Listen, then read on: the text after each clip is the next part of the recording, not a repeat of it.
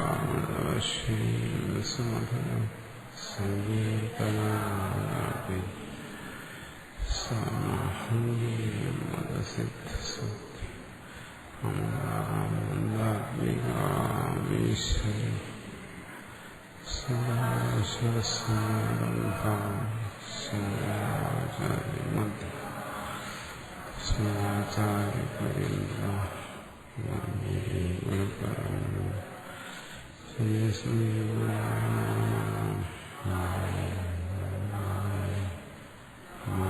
ഭഗവത്പാദം ശങ്കരാചാര്യം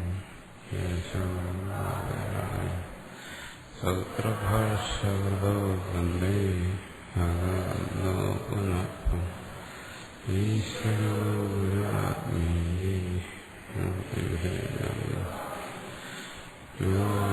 വ്യാപ്തദേഹായ ദക്ഷിണാമൂർത്തയേ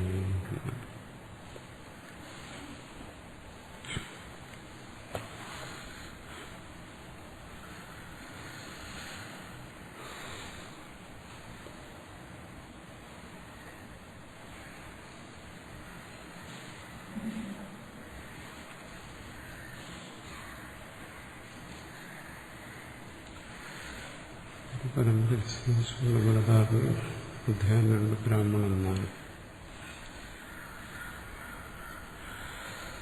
ആത്മാവാരെ ദ്രഷ്ടവ്യോ ശ്രോതവ്യോ മന്തവ്യോ നിധിധ്യാസിതവ്യോ മൈത്രേയി ആത്മനോ വാരെ ദർശനേന ശ്രവണേന മത്യാ വിജ്ഞാനേന ഇദം സർവം വിദിതം തസ്മാദാത്മാവാരെ ദ്രഷ്ടവ്യോ ദർശനാഥോ ദർശന വിഷയം ആപാദയിതവ്യഃ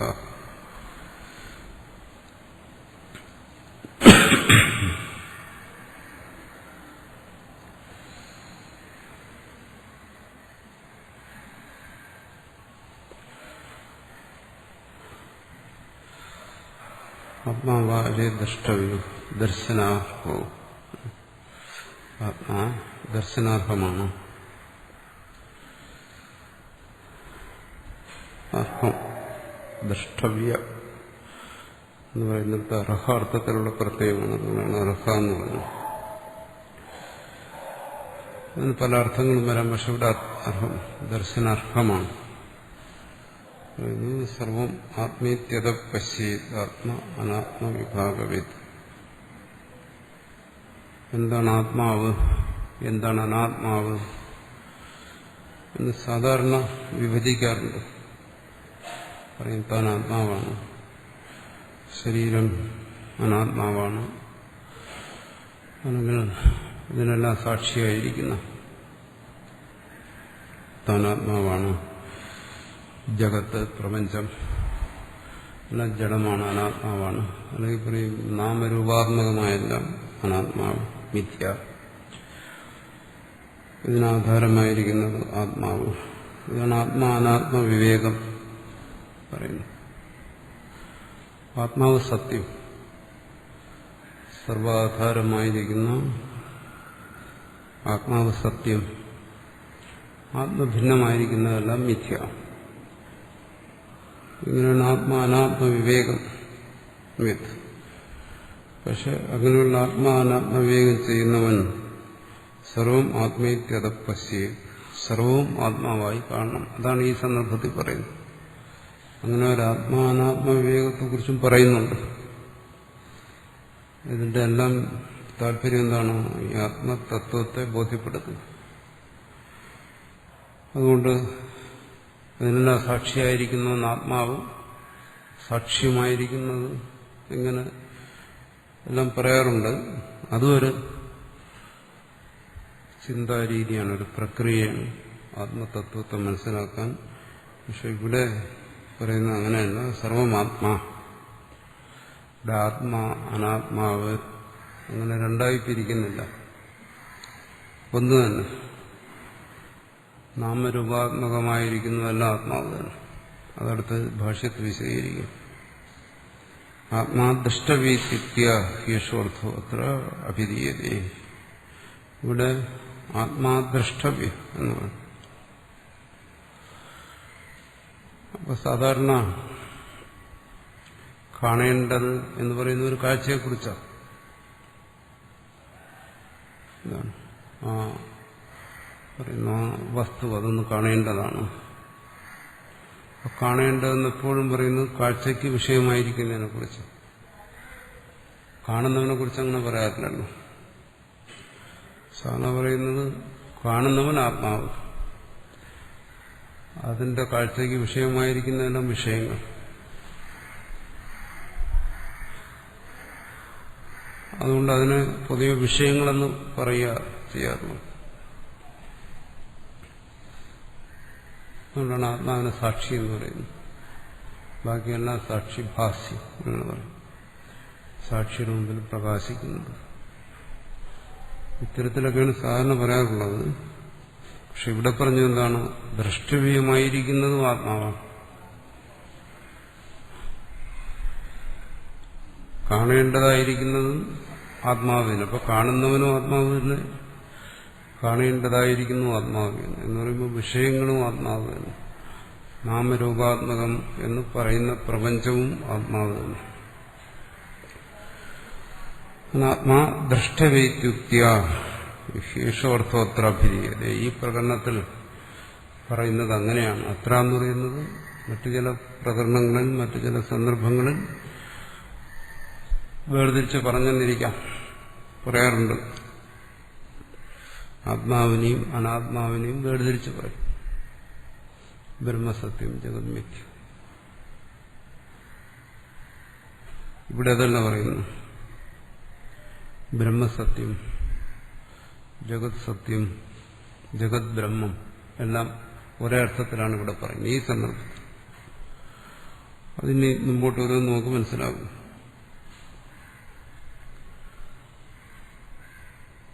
ദർശന വിഷയം ആപാദയിതവ്യ ഭാഷകാരൻ പറയുന്നു. ആത്മാവിനെ ദർശന വിഷയമാക്കും. എന്തൊക്കെയാണോ ദർശിക്കുന്നത് അതെല്ലാം ആത്മാവാണോ എന്ന് ഗ്രഹിക്കണം. അതിനുവേണ്ടി എന്താണ്? ശ്രോതവ്യ പൂർവം ആചാരിത ആഗമതശ്ച.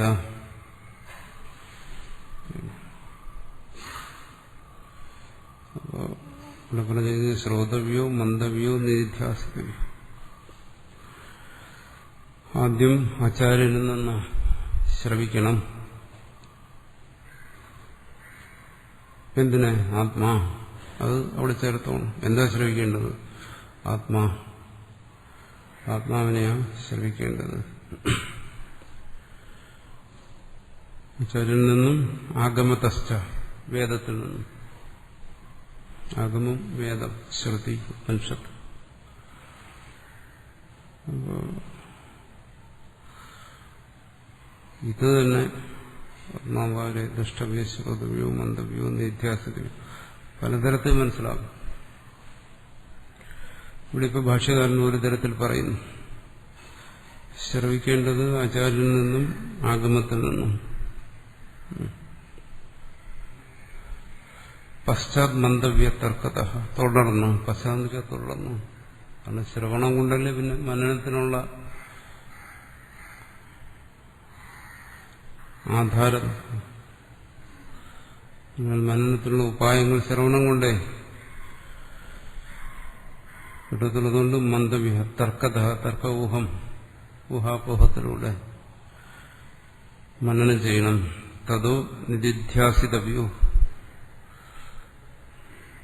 അത് കഴിഞ്ഞ് നിധ്യാസനം. നിശ്ചയേന ധ്യാതവ്യം, നിശ്ചയപൂർവകമായിട്ടുള്ള ധ്യാനം, നിധ്യാസനം. അപ്പോൾ ആദ്യം ദൃഷ്ടവ്യ എന്ന് പറഞ്ഞു, എന്നിട്ട് പറഞ്ഞു ശ്രോതവ്യോ മന്ദവ്യോ നിധ്യാസിതവ്യ. ഇതിനെ ശ്രവണം, മനനം, നിധ്യാസനം എന്ന് പറയുന്നു. ഇത് മൂന്നും ആദ്യം പറഞ്ഞ ദർശനത്തിന്റെ ഉപായങ്ങളാണ്. ഏവം ഹ്യസൗ ദ്രഷ്ടോ ഭവതി. അങ്ങനെ ശ്രവണമനന നിധ്യാസനങ്ങളിലൂടെ, അപ്പൊ ഈ ശ്രവണമനന നിധ്യാസനങ്ങളുടെ സാധനയായിട്ടെടുക്കുന്നു. ഇതിന്റെ ഫലമായി വരുന്നത് ഇതെല്ലാം കൂടി ചേർന്ന് ഫലമായി വരുന്നതാണ് ദർശനം. എവം ഹ്യസോ ദൃഷ്ടോ ഭവതി ശ്രവണ മനന നിധ്യാസന സാധനൈഹി നിർവർത്തിതൈഹി. ഈ സാധനകൾ അനുഷ്ഠിക്കുമ്പോൾ, ശ്രവണമനന നിധ്യാസനങ്ങൾ അനുഷ്ഠിക്കുമ്പോൾ ഇത് ദൃഷ്ടമാകുന്നു. ആത്മാവിന്റെ ദർശനം ഉണ്ടാകുന്നു, ആത്മാവിന്റെ അനുഭവം ഉണ്ടാകുന്നു. ആത്മസാക്ഷാത്കാരം അതിന്റെ സാധനമായിട്ടാണ് പറയുന്നത്. യഥാ ഏകത്വം ഏതാനുപഗതാനി, ഇതെല്ലാം ഒരുമിക്കണം, ഇതൊന്നായിത്തീരണമെന്നർത്ഥം. ശ്രവണം മനനം നിധ്യാസനം ഇത് കൂടിച്ചേർന്നു. തഥാ സമ്യക് ദർശനം ബ്രഹ്മേകത്വ വിഷയം പ്രസീദതേ.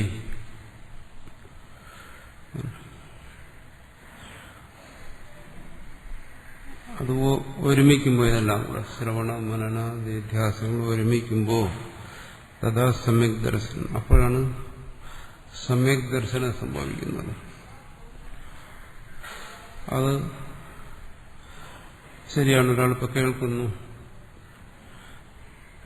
അയാൾ അറിയുന്നുണ്ട്, പക്ഷെ അതിനെ സമ്യക് ദർശനം എന്ന് പറയാൻ വയ്യ. എന്തുകൊണ്ട്? ബ്രഹ്മേകത്വ വിഷയം പ്രസീദതി. ആ സമ്യക് ദർശനം എന്ന് പറയുന്നത് ബ്രഹ്മേകത്വത്തെ കുറിച്ചുള്ള ദർശനം. ആത്മേകത്വം എന്ന് പറയുന്ന തത്വത്തെക്കുറിച്ചുള്ള ബോധം അത് പ്രസന്നമാകുക എന്ന് പറഞ്ഞാൽ തടസ്സങ്ങളെല്ലാം മാറി.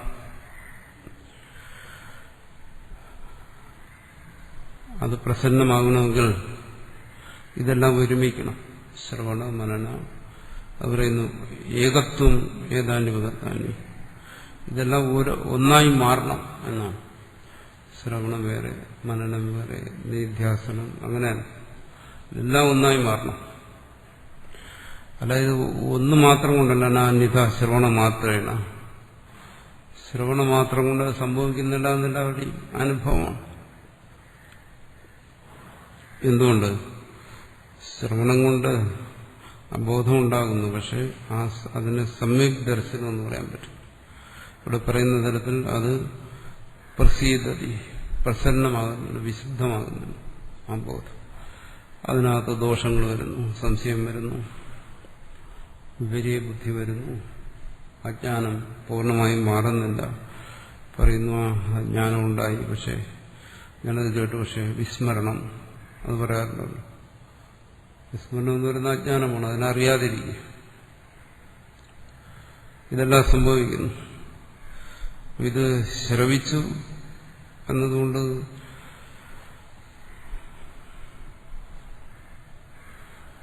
കാര്യമില്ല പറയുന്നു.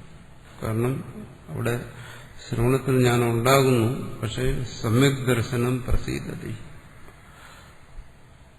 ആ സംശയത്തെ നശിപ്പിക്കുന്ന നിശ്ചയാത്മകമായ ആ ജ്ഞാനം,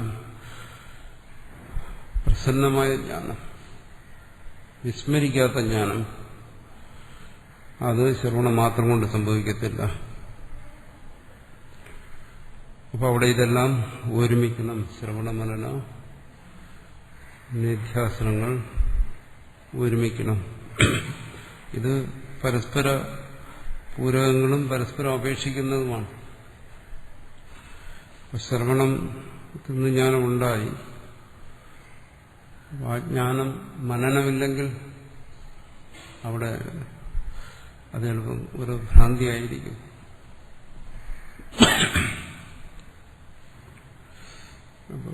നീ ആത്മാവാണ്, തത്വമസി എന്ന് കേട്ടുകഴിഞ്ഞാൽ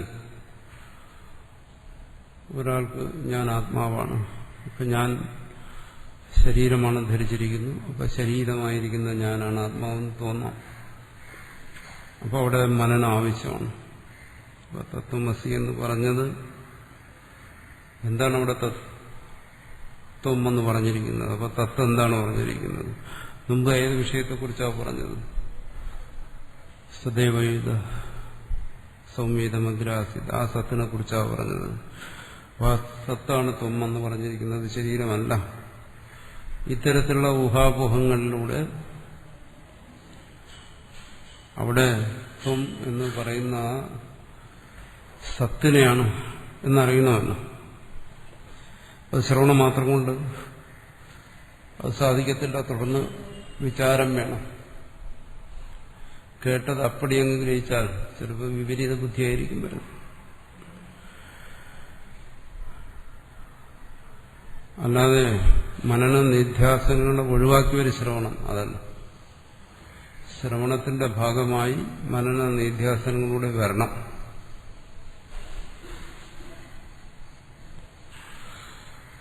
എന്നാലേ ആ ബുദ്ധി, ആ ജ്ഞാനം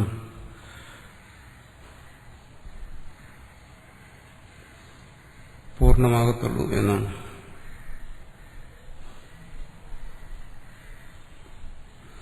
അതിനെക്കുറിച്ച് പറയുന്നു, സർവമാനപ്രസക്തൂന സർവമാനഫലാശ്രയ ശ്രോതവ്യ ഇത്യതപ്രഹ വേദാന്ത അരുരുത്സയ. ഇവിടെ ഈ ശ്രവണം എന്ന് പറയുന്നത് എന്തിനാണ്? എപ്പോൾ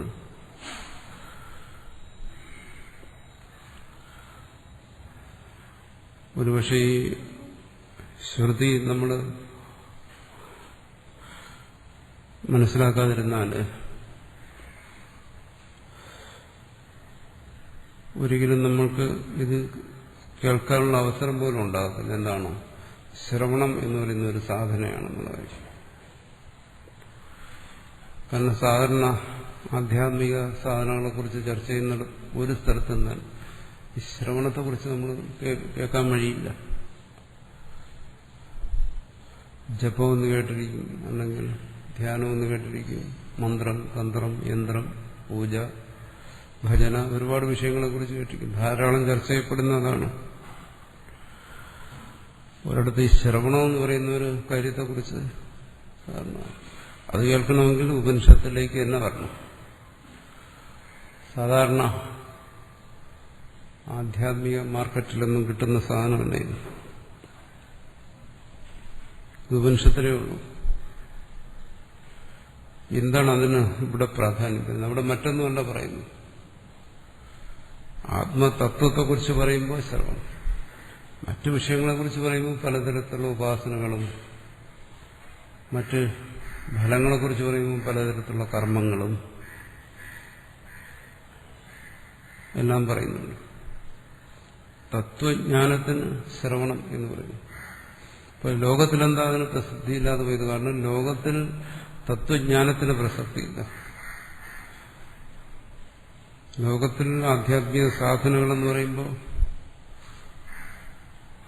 ഓരോരോ ഫലത്തെ ഉദ്ദേശിച്ച് പറയുന്ന സാധനങ്ങൾ. അത് തത്വജ്ഞാനം എന്നുള്ളത്. ഇനി മുക്തി എന്ന് പറയുന്നിടത്ത് പോലും അത് വേണ്ടി തത്വജ്ഞാനം അങ്ങനെ ഒരു വിഷയമേ അവിടെ വരുന്നില്ല. ലോകത്ത് പ്രസിദ്ധമായിരിക്കും. ലോകം എന്ന് പറയുമ്പോൾ ഈ ഉപനിഷത്ത് ഒഴിവാക്കി കഴിഞ്ഞാൽ ബാക്കി എല്ലായിടത്തും പ്രസിദ്ധമായിരിക്കുന്നത് മറ്റ് സാധനങ്ങളാണ്, ജപധ്യാനങ്ങളും മറ്റും. അതിലൂടെ ഒരു പ്രത്യേക അനുഭൂതി, സമാധിയോ, അങ്ങനെ മോക്ഷം, അല്ലെങ്കിൽ മറ്റെന്തെങ്കിലും സാധനാനുഷ്ഠാനത്തിലൂടെ കൈലാസം, വൈകുണ്ഠപ്രാപ്തി, ഇത്തരത്തിലുള്ള വിഷയങ്ങളാണ് ചർച്ച ചെയ്യുന്നത്.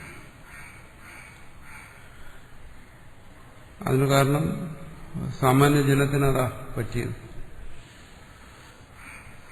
സാധാരണക്കാരന്റെ ആധ്യാത്മികത എന്ന് പറയുന്നത് ഇതൊക്കെയാണ്. ഇത് വൈദികമായ ആധ്യാത്മികതയാണ്, വൈദികർക്കുള്ളതാണ്. അവിടെ മാത്രമാണ് ഈ ശ്രവണം എന്ന് പറയുന്നത് വരുന്നത്. അതുകൊണ്ട് പലരും ചോദിക്കാറുണ്ട്, ഒരുപാട് സാധനങ്ങളൊക്കെ അനുഷ്ഠിക്കുന്നവർ, പലതരത്തിലുള്ള ആധ്യാത്മികമായി ചിന്തിക്കുന്നവർ, ജീവിക്കുന്നവർ എന്താ ഈ ശ്രവണം എന്ന് പറയുന്നത്? ഇത് പുതിയൊരു സാധനമാണ്, ഇതുവരെ കേട്ടിട്ടില്ലല്ലോ. അത് ഉപനിഷത്തിലേ ഉള്ളൂ. അത് ഉപനിഷത്തിന്റെ മാർഗമാണ്, വേദത്തിന്റെ മാർഗമാണ്. അവിടെയും ഈ ശ്രവണത്തിന് എന്തുകൊണ്ട് പ്രാധാന്യം വന്നു? ഇത് പറഞ്ഞത് ആ ഒരു കാലമാണ്. മനുഷ്യന് എഴുതാൻ കൂടി അറിയാൻ വയ്യാതിരുന്ന ഒരു കാലത്താണ് ഇത് പറഞ്ഞത്. അന്ന് പറയുക കേൾക്കുക എന്നുള്ളതല്ലാതെ രണ്ടാമതൊരു ഉപായമില്ല. എഴുത്തറിഞ്ഞിട്ടും ഇതെഴുതാൻ ആരും ധൈര്യപ്പെട്ടിട്ടില്ല. അപ്പോഴും പറഞ്ഞും കേട്ടുമായിരുന്നു. അതുകൊണ്ടല്ലേ ഇത് അനാദി എന്ന് പറയുന്നു. പറഞ്ഞും കേട്ടും വന്നതാണ്. അപ്പൊ കേൾക്കുക അല്ലാതെ ഈ തത്വത്തെ ഗ്രഹിക്കാൻ യാതൊരു ഉപായമില്ല. പിൽക്കാലത്ത് ഇത് എഴുതി വെച്ച് നമുക്ക് വേറെ കേൾക്കേണ്ട ആവശ്യമില്ല, വായിച്ചാൽ മതി. ഇന്നാണെങ്കിൽ അതുമല്ല, ഒരുപാട് ഉപായങ്ങളുണ്ട്. ആരും പറയുന്നതും കേൾക്കണ്ട,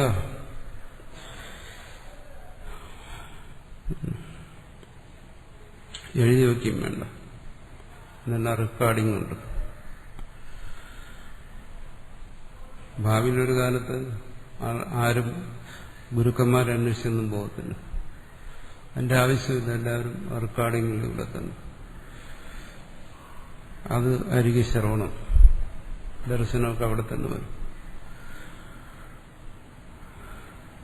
ഇന്നുള്ളതിന്റെ അത്ര പോലും ഗുരുക്കന്മാർക്കൊന്നും ഭാവിയിൽ ഒരു പ്രസക്തിയും വരത്തില്ല. അവരെ അടുത്ത് പോകേണ്ട കാര്യമില്ലല്ലോ. അവിടെ ഈ ശ്രവണം തന്നെ മുഖ്യം. അപ്പോൾ ആ ഒരു കാലഘട്ടത്തിൽ ഇത് ശ്രവിക്കുകയല്ല, വേറെ വഴിയില്ല. ആത്മതത്വത്തെ ശ്രവിക്കുക. ആ ശ്രവണമെന്ന് പറയുന്നത് എന്താ?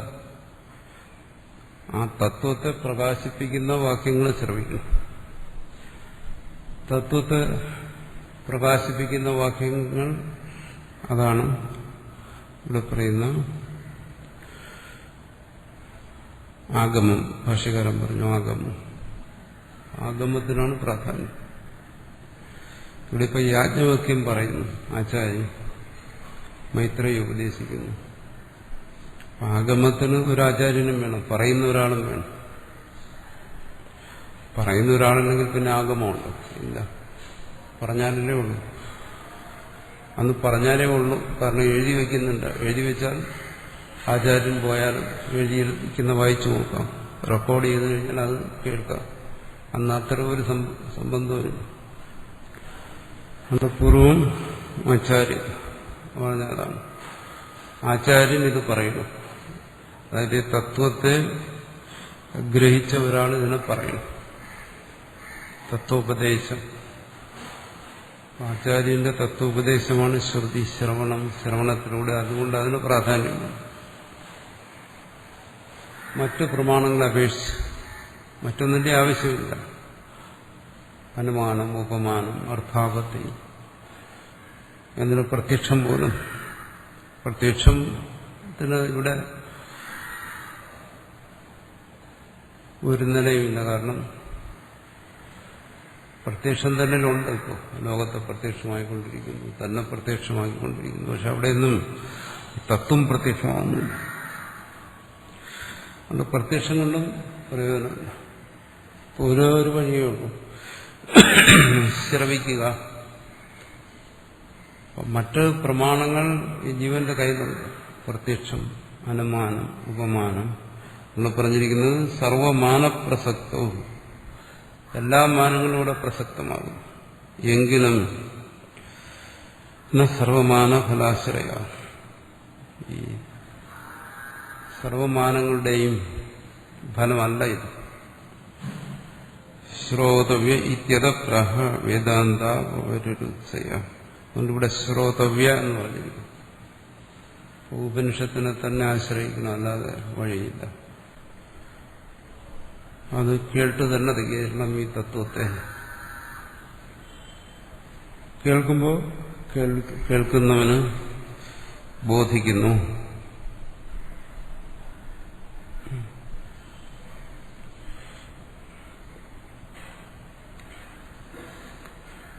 ആത്മാ ദർശനാഹ ഇതി വാക്യാർത്ഥം ഉക്വ ശ്രോതവ്യം. ആത്മാ ദർശനാർത്ഥമാണ്. ദർശിക്കാൻ എന്ന് വെച്ചാൽ അനുഭവിക്കാൻ യോഗ്യമായ ഒന്നാണ് ആത്മാ. എന്നിട്ട് ശ്രോതവ്യം പറയുകയാണ്.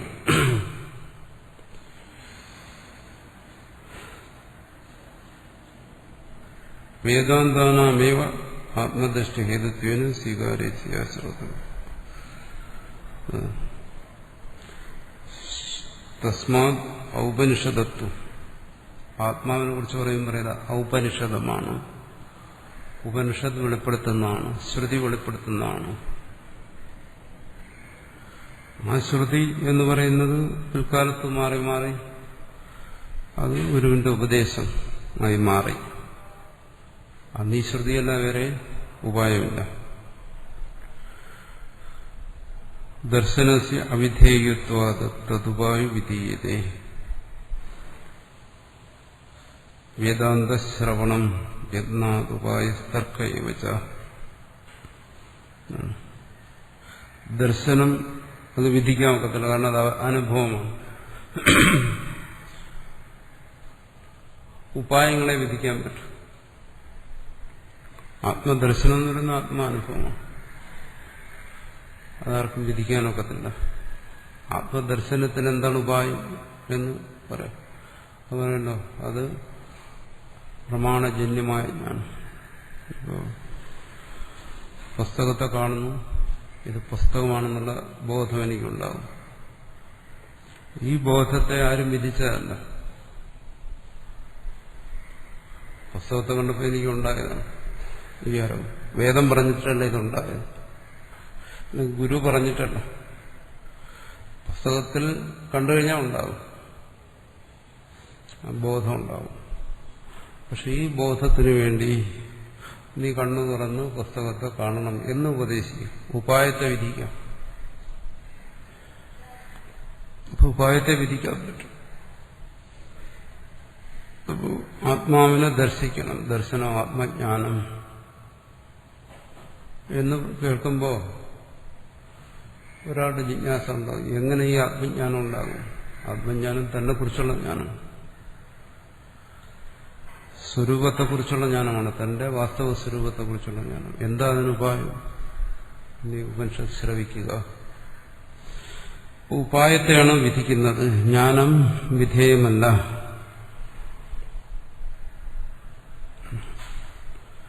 ശ്രവണം ശരി, വേദത്തെ അധ്യയനം ചെയ്തവൻ അവനിത് കേട്ടു. ആത്മാവാരെ ദുഷ്ടവ്യ ശ്രോതവ്യ മന്ദവ്യ കേട്ടുകഴിഞ്ഞു. ഇതിൽ നിന്നവന് സാമാന്യ ജ്ഞാനമുണ്ടായി. ഈ പറയുന്നത് ആത്മാവിനെ കുറിച്ചാണ്. പക്ഷെ ആത്മാവ് എന്താണ്? അത് താനാണ്. താനാണെങ്കിൽ തന്നെ അത് തന്നിൽ എന്താണ്? മനസ്സാണോ, ഇന്ദ്രിയമാണോ, ശരീരമാണോ, അതോ അതിനപ്പുറമാണോ? അതെല്ലാം കൂടെ ചേർന്നാണ്. ഇത്തരത്തിലുള്ള സംശയങ്ങൾ വരും. ആ സംശയങ്ങളെ പരിഹരിക്കുന്നതിന് ശ്രവണമെന്ന് പറഞ്ഞാൽ കേവലം കേൾവി എന്നുള്ള അർത്ഥം എടുത്താൽ പോരാ. സാധാരണ നമ്മൾ ശ്രവണം എന്ന് പറഞ്ഞാൽ കേൾക്കുന്നു. കേവലം ഒരു കേൾവി എന്നുള്ള അർത്ഥം എടുത്താൽ പോരാ. കാരണം ആ കേൾവി കൊണ്ട് ഇത് ബോധിക്കണമെന്നില്ല. വേദാന്ത ശ്രവണം യത്നാത് ഉപായസ്തർക്ക ഏവച്ച. അത് യത്നപൂർവം, അതിന് യത്നം ആവശ്യമുണ്ട് ശ്രവണത്തിൽ. കാരണം സാധാരണ ശ്രവിച്ചു കഴിഞ്ഞാൽ നമുക്ക് ശബ്ദത്തിന്റെ ജ്ഞാനേ ഉണ്ടാകത്തുള്ളൂ. ശബ്ദം കേൾക്കാൻ കഴിയും. അതാണ് ഇപ്പോൾ ഉപനിഷത്ത് വായിക്കുന്നു, നമ്മളെല്ലാ ദിവസവും വായിക്കുന്നു. ശബ്ദം നമ്മുടെ നാവിൽ ഉറയ്ക്കും. ശബ്ദത്തെ ഉറപ്പിക്കാൻ പറ്റും. ശ്രവണം തന്നെയാണല്ലോ. ഗുരു ചൊല്ലിക്കൊടുക്കുന്നു, ശിഷ്യൻ കേൾക്കുന്നു. ശ്രവണം തന്നെയാണ്. കുറെ കാലങ്ങൾ കൊണ്ട് ഉപനയനം കഴിഞ്ഞ് ഇതിങ്ങനെ ചൊല്ലി ചൊല്ലി കേട്ട് പഠിക്കുന്നു. എന്താ? ഇത് ശ്രവണമാണ്. പക്ഷെ ശ്രവണമാണെങ്കിലും കേവലം ശബ്ദശ്രവണമാണ്. അർത്ഥബോധം ഉണ്ടാവണമെന്നില്ല. അർത്ഥബോധം എന്ന് പറയുന്നത് അവന്റെ പല യോഗ്യതകളെ ആശ്രയിക്കുന്നു. അതുകൊണ്ടാണ് പറയുന്നത് ശ്രവണം മാത്രം പോരാന്ന്. വേദാധ്യയനം ചെയ്യുന്നവരെല്ലാം ഇത് ശ്രവിച്ചവരാണ്. പ്രയോജനം എന്തെങ്കിലും ഉണ്ടായില്ല. അവരാണ് ഇതിനെ വിട്ടിട്ട് ഇത് അർത്ഥവാദമാണ് എന്ന് വിട്ടിട്ട് കർമ്മങ്ങളിലേക്കും വാസനകളിലേക്കും പോകുന്നു. അപ്പൊ കേവല ശ്രവണം കൊണ്ട് പറ്റില്ല. അതിന് വ്യുത്പത്തി അത് വേണം. വ്യുത്പത്തി എന്ന് പറഞ്ഞാൽ ആ ശബ്ദങ്ങളുടെ അർത്ഥം, അതുമായിട്ടുള്ള ബന്ധം, ഇതിനെക്കുറിച്ചുള്ള ബോധം വേണം. ഈ ശബ്ദം എന്തിനുദ്ദേശിച്ചാണ് പറഞ്ഞിരിക്കുന്നത്, എന്താണ് ഇതിന്റെ അർത്ഥം, ഇത്തരത്തിൽ ശരിയായ ബോധം വേണം. പിന്നെ ഇവിടെ പറയുന്നത് എന്താണ്, ഇതുവരെ പറഞ്ഞതുപോലെ സ്വർഗത്തെക്കുറിച്ചോ യാഗത്തെക്കുറിച്ചോ ഒന്നുമല്ല, കേൾക്കുന്നവനെ കുറിച്ചാണ് പറഞ്ഞത്. കേൾക്കുന്നവനെ കുറിച്ച് പറഞ്ഞപ്പോ അത് മനസ്സിലാക്കണമെങ്കിൽ അവന്റെ ഇന്നുള്ള അനുഭവത്തിന് വിരുദ്ധമായ കാര്യങ്ങൾ പറയുന്നു. ഇന്ന് അവൻ ധരിച്ചിരിക്കുന്ന എന്താണ്, ഞാൻ ഈ ശരീരബോധത്തോടുകൂടി ഞാൻ എന്ന് ചിന്തിക്കുകയാണ്. അപ്പോൾ അത് തന്നെ ബഹിർമുഖമായി മനസ്സിലാക്കിയിരിക്കുകയാണ്. ഇവിടെ പറഞ്ഞിരിക്കുന്നത് എന്താ, ആത്മാ എന്നാ പറഞ്ഞത്. ആത്മാവിനെ കുറിച്ചാണ് നീ ശ്രവിക്കേണ്ടത് എന്ന് പറഞ്ഞു. അവിടെ അന്തർമുഖത ആവശ്യമാണ്. അന്തർമുഖമായ ശ്രവണം അതാണ്. തന്നെക്കുറിച്ചാണ് ഇവിടെ ശ്രവിക്കേണ്ടത്. താൻ തന്നെക്കുറിച്ച് ശ്രവിക്കുക. താൻ ഇതുവരെ ശ്രവിച്ചിരുന്നത് അന്യമായ വിഷയങ്ങളെക്കുറിച്ചാണ്. ഇവിടെ അത് ശരീരം പോലുമല്ല, താനെന്ന് സ്വയം കരുതുന്ന ശരീരം പോലുമല്ല, അതിനും ഉള്ളിലുള്ള സൂക്ഷ്മമായ വസ്തുവിനെ കുറിച്ചാണ് ഇവിടെ ശ്രവിക്കുന്നത്. അപ്പോൾ അന്തർമുഖതയാണ്. അപ്പൊ ശ്രവണം മാത്രം എങ്ങനെ, ശബ്ദശ്രവണം കൊണ്ട് എങ്ങനെ ബോധം ഉണ്ടാവും? വ്യുത്പത്തി വേണം, അന്തർമുഖത വേണം. പിന്നീട് ഇവിടെ പറയുന്ന യോഗ്യതകളല്ല, മനഃശുദ്ധി തുടങ്ങിയ എന്തെല്ലാം യോഗ്യതകൾ ഇതിന് പറഞ്ഞിട്ടുണ്ടോ അതെല്ലാം വേണം. അവിടെ ആ യോഗ്യതകളൊക്കെ സമ്പാദിച്ച് യത്നത, ആ യോഗ്യതകളോടുകൂടി അയാൾ ശ്രവിക്കണം. ആ ശ്രവണത്തിന്റെ ഭാഗമായി വരുന്നു മനനം, ഉപായസ്തർക്കയേവച.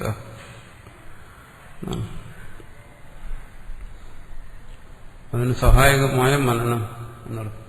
ആ മനനത്തിനുള്ള ഊഹാപോഹ സാമർഥ്യം മനസ്സിലുണ്ടാകുന്നു. ഇത്രയെല്ലാം പറഞ്ഞല്ലോ, ഇതെല്ലാം കൂടെ ചേർന്ന് ഒന്നാകണം.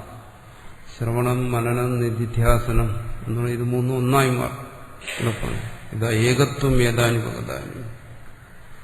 അതിന് ശ്രവണം ഇത്ര, മനനം ഇത്ര, നിധ്യാസനം ഇത്ര എന്ന് വേർതിരിക്കാൻ കഴിയാത്ത തരത്തിൽ ആണ് മുമ്പ് നമ്മൾ പറഞ്ഞത്. ശ്രവണ മനന നിധ്യാസനങ്ങളെല്ലാം ഏകകാലത്തിൽ തന്നെ സംഭവിച്ചുകൊണ്ടിരിക്കണം. ശ്രവിക്കുന്നതവൻ മനനത്തിലൂടെ നിശ്ചയിക്കുന്നു. അപ്പോൾ അത് ഏകരൂപത്തിലായി, വേറെ വേറെ ആകുന്നില്ല.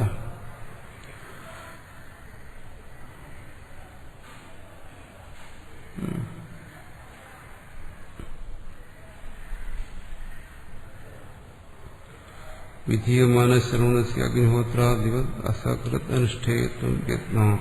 അപ്പൊ ശ്രവണം ഒന്ന് കേട്ടു കഴിഞ്ഞോ? ഇല്ല.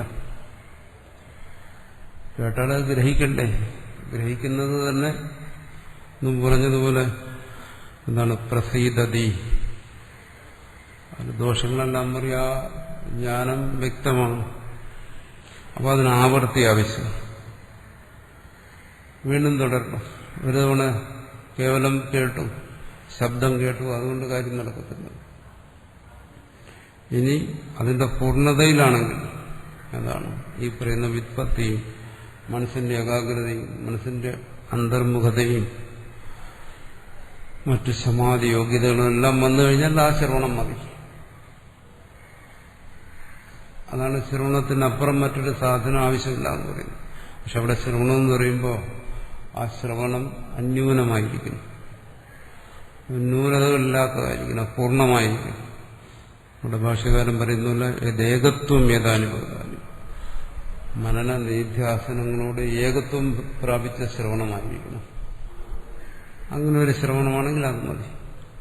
അല്ലാതെ അർത്ഥം മനസ്സിലാക്കാതെ വെറുതെ ശബ്ദം കേട്ടതുകൊണ്ട് മാത്രം ശ്രവണമായില്ല.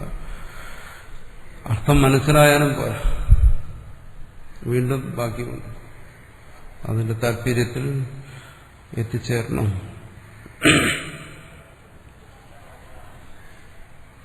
ശ്രുതിലിംഗാദികോ ന്യായ ശബ്ദശക്തി വിവേകകൃത് ആഗമാർത്ഥ വിനിശ്ചിത്തേ മന്ദവ്യേതി ഭണ്യതേ. എന്താണ് ശ്രവണം പറയുന്നു? ശ്രുത്യാദി ശക്തി താത്പര്യ നിശ്ചായകൈർ ന്യായൈ ബ്രഹ്മാത്മനി വേദാന്ത താല്പര്യ നിരൂപണ ശ്രവണം. അപ്പൊ ശ്രവണം എന്ന് പറയുമ്പോൾ ശബ്ദം കേട്ടു അങ്ങനെയല്ല, പാട്ട് കേട്ടു, അതുപോലെ വേദം കേട്ടു, അതുകൊണ്ടൊന്നും ശ്രവണമായില്ല.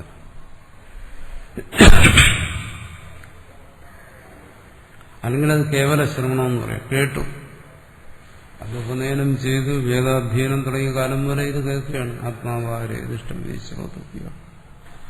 ഇത് കേട്ടിട്ടാണ് എത്രയോ പേര് ഉപേക്ഷിച്ചിട്ട് കർമ്മത്തിലേക്ക് പോയത്, ഗർഹസ്ഥ്യത്തിലേക്ക് പോയത്, മുമ്പ് പറഞ്ഞ ആ സന്യാസത്തിലേക്ക് പോയില്ല. എന്തുകൊണ്ട്? അത് ശ്രവണമല്ലാതെ ശബ്ദം കേട്ടു, അത്രയുള്ളൂ. ശ്രവണം എങ്ങനെയായിരിക്കണം? ശ്രുത്യാദിഭി. ഇവിടെ തന്നെ വേദത്തിന്റെ താല്പര്യത്തെ മനസ്സിലാക്കാനുള്ള ചില നിയമങ്ങളുണ്ട്.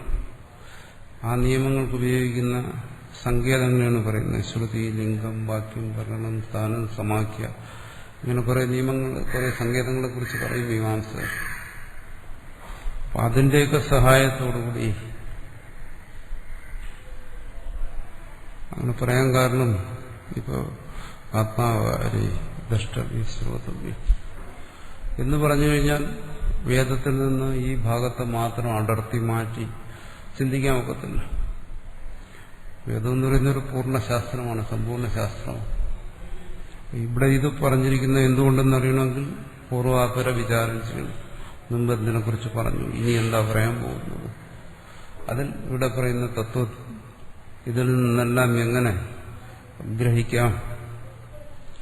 ആ നിയമങ്ങളൊക്കെ മനസ്സിലാക്കിയിട്ടാണ് ഒരാൾ ധരിക്കുന്ന എന്താണ് ആത്മാവരെ ദൃഷ്ടവ്യ എന്ന് പറയുന്നത്. സ്വസ്വരൂപത്തെ കുറിച്ച് പറയുകയാണ്. ഇവിടെ തത്വം താൻ തന്നെയാണ് ഗ്രഹിക്കേണ്ടത്. അല്ലാതെ പൂർവാപര ചിന്തയൊന്നും കൂടാതെ ആത്മാവാരെ ദൃഷ്ടവ്യ ഇത് മാത്രം കൊണ്ടല്ല. തത്വമസി എന്ന് കേട്ടതുകൊണ്ട് മാത്രമായി. ആ തത്വം മനസ്സിലാക്കണമെങ്കിൽ എവിടെ നിന്ന് തുടങ്ങണം?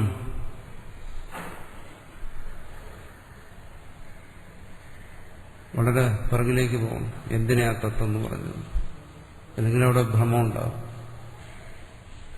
തസ്സൃഷ്ട തദേവാനുപ്രാവശ്യത്, അങ്ങനെ പിറകിലേക്ക് പോകണം.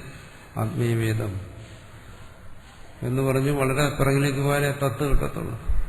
അതിന് ഇവിടുത്തെ തത്വമസിയും അവിടുത്തെ തത്വം തമ്മിൽ ബന്ധിപ്പിക്കുന്ന വാക്കുകൾ സങ്കേതങ്ങളിലുണ്ട്. അതിനാണ് ശ്രുതി, നിഗ്ധം, വാക്യം, പ്രകടനം, സ്ഥാനം എന്നെല്ലാം പറയുന്നത്. ഇത് പൂർവമീമാംസകർ കർമ്മങ്ങളുടെ വ്യക്തമായ അറിവിന് വേണ്ടി ഉപയോഗിച്ച സങ്കേതങ്ങളാണ്. അത് വേദത്തിൽ എല്ലായിടത്തും അത് പ്രയോഗിക്കാം എന്ന് പറയണം.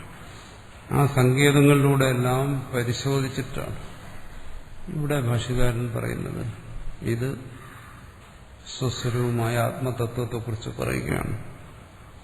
അങ്ങനെ നിശ്ചയിച്ച കാര്യം നമ്മളെ ബോധിപ്പിക്കുകയാണ് ഭാഷ്യം എന്ന് പറയുന്നത്. ഇതിന്റെ താല്പര്യം ഇന്നതാണോ?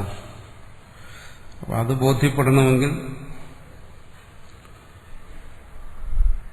അതിന് ശക്തി, താത്പര്യ, നിശ്ചായകൈ ന്യായം.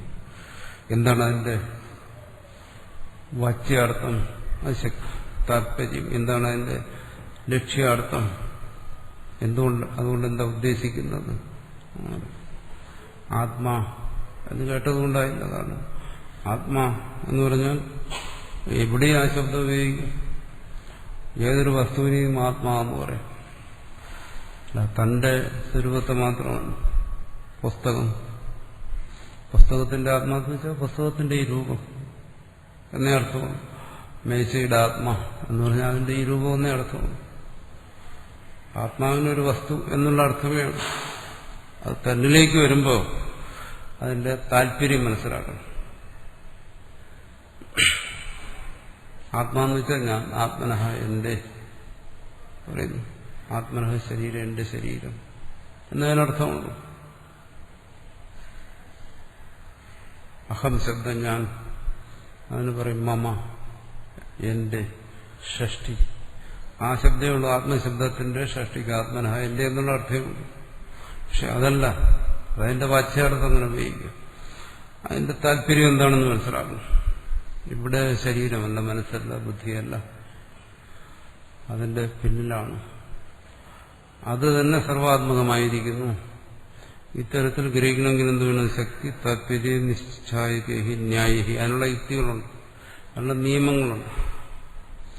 ഭാഷയിൽ നിന്ന് ഇന്ന അർത്ഥം ഗ്രഹിക്കണം എന്നുള്ള നിയമങ്ങളുണ്ട്. ആ നിയമങ്ങളനുസരിച്ച് ബ്രഹ്മാത്മനി വേദാന്ത താല്പര്യ നിരൂപണം. തന്നെ ഗ്രഹിച്ചാൽ മതിയോ? ആത്മീകത്വത്തെ ഗ്രഹിക്കും. സർവവും ഇത് തന്നെ. അവിടെ ശരീരം, മനസ്സ്, ബുദ്ധി, ഇന്ദ്രിയം, നാമം, രൂപം ഇങ്ങനെയുള്ള ഭേദങ്ങളൊന്നുമില്ല.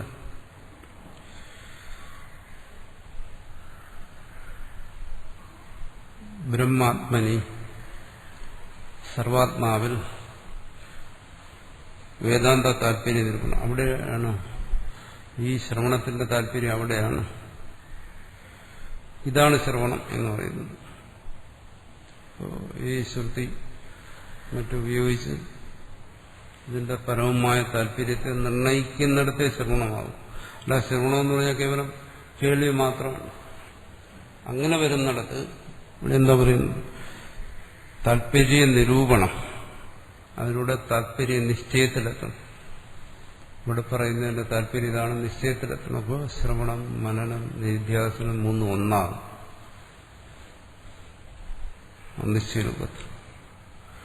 മൂന്നും ഒന്നാകുമ്പോൾ അതിന് ശ്രവണമെന്നോ മനനമെന്നോ നിധ്യാസനമെന്നോ ഏത് പേരിലും വിളിക്കും.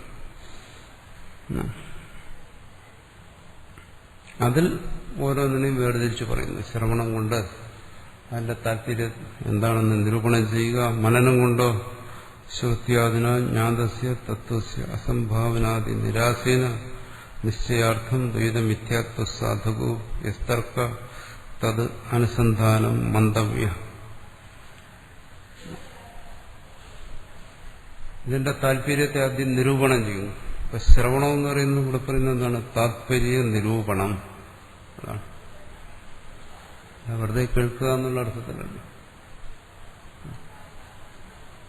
ശ്രവണത്തിൽ നമ്മളിൽ സംഭവിക്കുന്നത് അത് തന്നെയാണ്. നമ്മൾ ആവർത്തിച്ച് ശ്രവിക്കുന്ന ഈ തത്വത്തെ, താത്പര്യത്തെ നമ്മൾ എന്താണ് ഈ ശബ്ദത്തിന്റെ താല്പര്യം, എന്താണ് ഈ ശബ്ദം എന്നെ ബോധിപ്പിക്കാൻ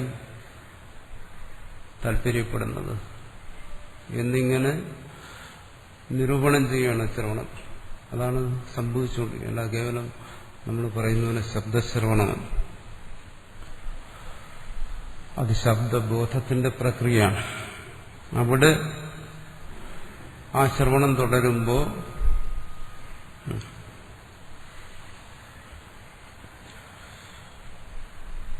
ആ ഏതൊരു സ്വരൂപത്തെയാണോ താൻ ശ്രവിക്കുന്നത്, തന്നെക്കുറിച്ച് ഇതിന്റെ തത്വമാണെന്ന് വെളിപ്പെടുത്തുമ്പോൾ,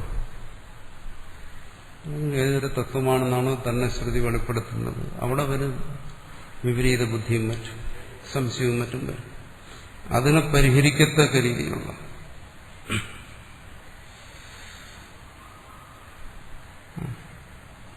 തത്വസ്യ അസംഭാവന നിരാശ നിശ്ചയാർത്ഥം, അതിനെ പരിഹരിച്ച് താൻ ഈ ശരീരമല്ല, ആത്മതത്വമാണ്, താൻ അസത്താണ്, ഇത്തരത്തിൽ ഉള്ള ഊഹം, ദ്വൈത മിഥ്യാത്വ സാധനം അങ്ങനെ പറയാം. ഇപ്പൊ തനിക്ക് പല ബുദ്ധിയുണ്ട്, ആ പല ബുദ്ധികളെ നിരാകരിക്കുക, അതാണ് ദ്വൈത മിഥ്യാത്വം. അതിനെ സ്ഥാപിച്ചിട്ട് ആത്മബുദ്ധി ഉറപ്പിക്കുക. അതിന്റെ ഊഹാപോഹം, അത് എന്തുകൊണ്ട് താൻ ശരീരമാകാൻ പാടില്ല, എന്തുകൊണ്ട് താൻ ശരീരമാകണം, താൻ എന്തുകൊണ്ട് താൻ ആത്മാവാകണം, ആത്മാവായാൽ തന്റെ സ്വരൂപം എന്താണ്, നിത്യമാണോ അനിത്യമാണോ, എന്തുകൊണ്ട് അനിത്യമാകാൻ പാടില്ല, എന്തുകൊണ്ട് അത് നിത്യമാകണം, അത് സർവവ്യാപകമാണോ പരിച്ഛിന്നമാണോ, എന്തുകൊണ്ട് പരിച്ഛിന്നമാകാൻ പാടില്ല. ഇത്തരത്തിൽ ഉള്ള ഊഹാപോഹം എന്ന് പറയുന്നു യുക്തി. ഇതിലൂടെ ഈ ആത്മതത്വത്തെ അനുസന്ധാനം ചെയ്യുക, അത് മനനം.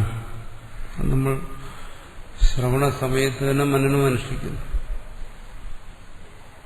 ശ്രവിക്കുമ്പോൾ തന്നെ മനനവും നമ്മൾ സംഭവിച്ചുകൊണ്ടിരിക്കുകയാണ്, തത്വത്തെ ഗ്രഹിക്കുമ്പോൾ തന്നെ.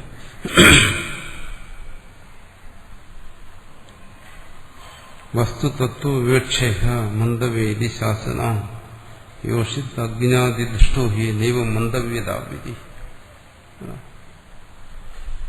ഇവിടെ മനനം എന്നെന്തുകൊണ്ട് എടുത്തു പറയുന്നു? പറയുന്നത് മനനമാണ്, ഉപാസനയല്ല. രണ്ടും രണ്ടാണ്. പഞ്ചാഗ്നി വിദ്യയും മറ്റും നമ്മൾ മുമ്പ് ചർച്ച ചെയ്തു. യോഷിത്ത് സ്ത്രീയിൽ അഗ്നിബുദ്ധി എന്ന് പറയുന്നു. പലതരം വാചം ധേനു ഉപാസിത, വാക്കിനെ ധേനുവായി ഉപാസിക്കുക. ഇവിടെയൊന്നും മനനം ചെയ്യാൻ ആവശ്യപ്പെടുന്നില്ല, ചിന്തിക്കാൻ ആവശ്യപ്പെടുന്നില്ല.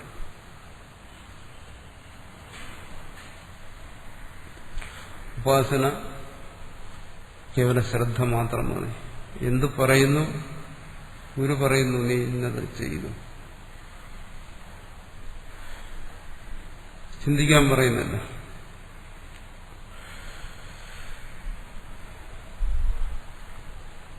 അപ്പൊ അവിടെ ഉപാസനയ്ക്ക് ശ്രദ്ധ മതി. അത് തന്നിൽ വിവേകമുണ്ടോ, തന്നിൽ മൂഢതയുണ്ടോ, അതൊന്നും അവിടെ വിഷയമില്ല. മൂഢതയായാലും മതി, ശ്രദ്ധിക്കുക. അത് പറയുന്നതെന്തോ അത് അതുപോലെ പാലിക്കുക.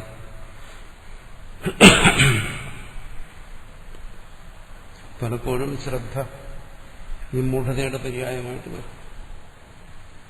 വാസ്തവത്തിൽ അതല്ല ശ്രദ്ധയെങ്കിലും അധികാരിഭേദമനുസരിച്ച് ആ മൂഢതയും പറയാം ശ്രദ്ധയാണ്. അവൻ എന്താ ഗുരു പറഞ്ഞത് അവനനുസരിച്ചു, അത്ര. അവൻ ചിന്തിക്കുന്നില്ല. ഉപാസനയ്ക്ക് വേണ്ടത് അതാണ്, പറയുന്ന അനുസരിക്കുക, ചിന്തിക്കുന്നു. അനുസരിക്കുക എന്ന് പറഞ്ഞാൽ എന്താണോ പറയുന്നത് അത് അതുപോലെ അനുഷ്ഠിക്കുക. വാക്കിനെ ധേനുവായി ഉപാസിക്കുക ഗുരുവാണ്. ഉടനെ അവൻ അപ്പൊ തുടങ്ങി വാക്ക് ധേനുവാണ് എന്ന് പറയും. ഉപാസിച്ചാൽ ആ ഉപാസനയുടെ ഫലമുണ്ടാകും.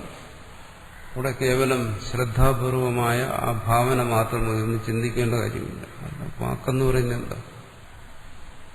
ശബ്ദമാണ്. ധേനു എന്ന് പറയുന്നത് എന്തിനാണ്?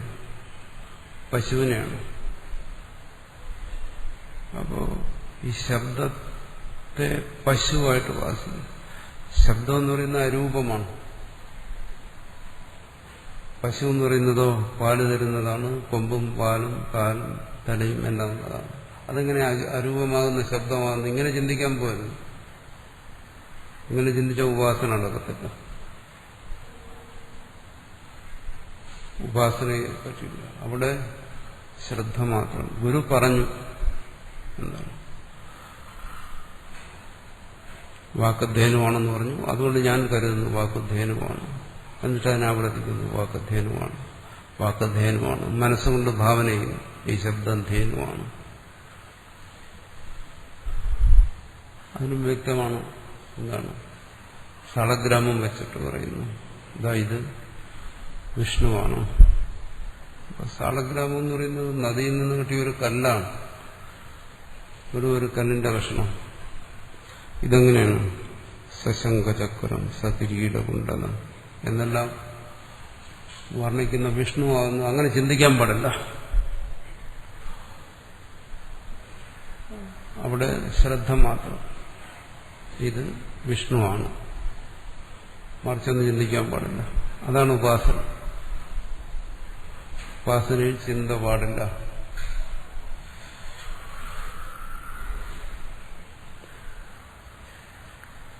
പക്ഷെ അവിടെ എന്താ സംഭവിക്കുന്നത്? സാളഗ്രാമം എന്ന് പറയുന്ന ഒരു കല്ലിന്റെ കഷ്ണം അവിടെ എന്താണ് വിഷ്ണു എന്ന് പറയുന്ന മറ്റൊരു തത്വത്തെ അവിടെ ആരോപിക്കുന്നു. ആരോപിക്കുമെന്ന് വെച്ചാൽ ഭാവന ചെയ്യുന്നു ഉപാസന. അത് വസ്തുതത്വപരമല്ല. ഇത് കല്ലാണ്, ഇതിനെ കല്ലായി മനസ്സിലാക്കണം എന്നല്ല പറയുന്നത്. ഒന്നിനെ മറ്റൊന്നിലേക്ക് ആരോപിക്കുകയാണ്. എന്നിട്ട് അങ്ങനെ ഭാവന ചെയ്യാൻ ആവശ്യപ്പെടുകയാണ്. ചിന്തിച്ചാൽ അത് നടക്കത്തില്ല. ഭാവന ഉപാസനയ്ക്ക് ചിന്തയുടെ ആവശ്യമില്ല. അപ്പോൾ അതിൽ നമുക്ക് മനസ്സിലാവും എന്താണ് ഉപാസന എന്ന് പറയുന്ന അത്യന്തം മൂഢബുദ്ധികൾക്കാണ്, ചിന്തിക്കുന്നതിന് വേണ്ടിയല്ല. അതുകൊണ്ടാണ് അതിന് സാർവത്രികത വന്നത്. ലോകത്ത് നമുക്ക് കാണുന്ന കാര്യം ഭൂരിപക്ഷം പേരും ഈ ഉപാസനയിലാണ്. മതങ്ങളും ദൈവങ്ങളും ദേവതകളും അനുഷ്ഠാനങ്ങളും എല്ലാം ഉപാസനയുടെ തലത്തിലാണ് നിൽക്കുന്നത്. പറയുന്നു, അതുപോലെ ചിന്തിക്കുന്നില്ല.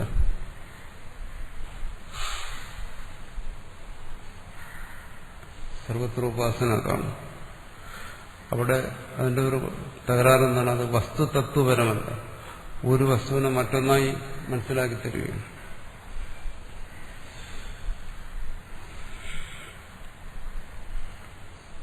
അങ്ങനെ വേദാന്തം എന്ന വസ്തുപരാക്കുന്ന ഉപാസ്വീതിപരായി കേജി താന്തം.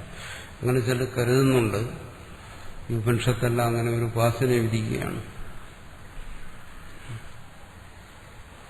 അഹം ബ്രഹ്മാസ്മി എന്ന് ഉപാസിക്കുന്നു എന്ന് പറഞ്ഞാൽ എന്താണ്? അഹം എന്ന് പറയുന്നത് എന്റെ അനുഭവമാണ്, ഞാൻ എന്നുള്ള ഈ ബോധം. ഈ ബോധം എന്റെ ഉള്ളിൽ സ്ഫുരിക്കുന്ന പരിച്ഛിന്നമായൊരു അനുഭവമാണ്.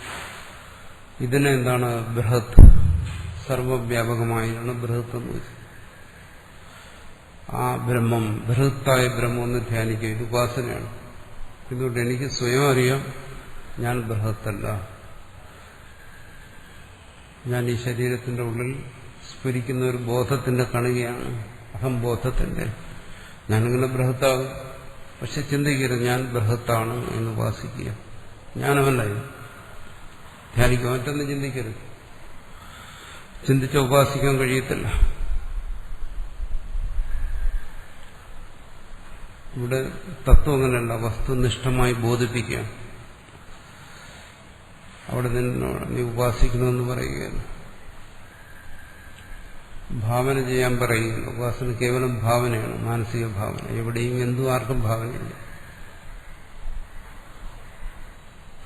അതിന് പ്രത്യേകിച്ച് നിയമമൊന്നുമില്ല. ഭാവന നമുക്ക് അതാണ് പറഞ്ഞപ്പോൾ സജ്ജനം കണ്ടിട്ട് നമ്മൾ ഭാവന ചെയ്യുന്നു, ദുർജനമാണ്. ഒരു ദുർജനം കണ്ടിട്ട് നമ്മൾ ഭാവന ചെയ്യുന്നത് സജ്ജനമാണ്.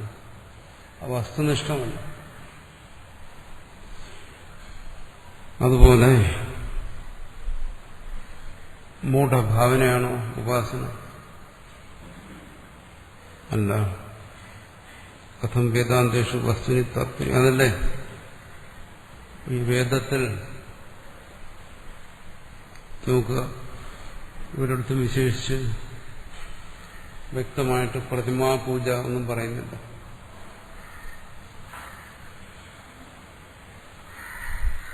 ശിവന്റെ, വിഷ്ണുവിന്റെ, ഗണപതിയുടെ, സുബ്രഹ്മണ്യന്റെ ഒക്കെ വിഗ്രഹങ്ങളെ കുറിച്ച് ഇവിടെ പറയുന്നുണ്ട്. അപൂർവം ചില സൂചനകളുണ്ട്. ഇന്ദ്രനും കയ്യിൽ വജ്രമുണ്ടെന്നും മറ്റും പറയുന്നുണ്ട്. അതും അത് പൂർണ്ണ രൂപത്തിലല്ല. അതുകൊണ്ട് നമുക്ക് വേണമെങ്കിൽ കൽപ്പിക്കാം അത് ഒരു വിഗ്രഹത്തെക്കുറിച്ച് പറയുകയാണ്. ഇവിടെ എന്താണോ ആത്മാവരെ ദ്രഷ്ടവ്യ എന്നാ പറഞ്ഞത്. ഇത് പറഞ്ഞിട്ട് എത്രയോ കാലം കഴിഞ്ഞു. പക്ഷെ പിൽക്കാലത്ത് എന്ത് ചെയ്യുന്നു? വിഗ്രഹാരാധനയും പൂജയും എല്ലാം സർവത്ര വ്യാപകമായി. വേദത്തിൽ പറഞ്ഞതല്ല, ലോകത്ത് പക്ഷെ അത് പ്രചരിച്ചു. എന്തുകൊണ്ട്? അത് കേവലം ശ്രദ്ധ ആശ്രയിക്കുന്ന കാര്യങ്ങൾ, വസ്തുനിഷ്ഠമായ കാര്യങ്ങളല്ല.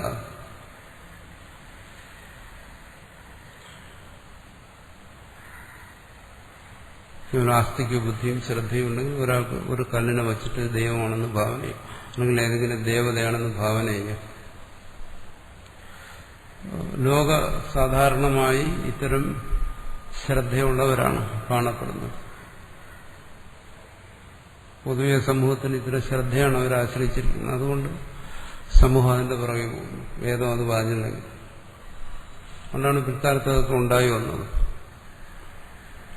സമൂഹ ഭൂരിപക്ഷവും അത്തരം മൂഢശ്രദ്ധയുള്ളവരാണ്. അവർക്കതേ പറ്റൂ.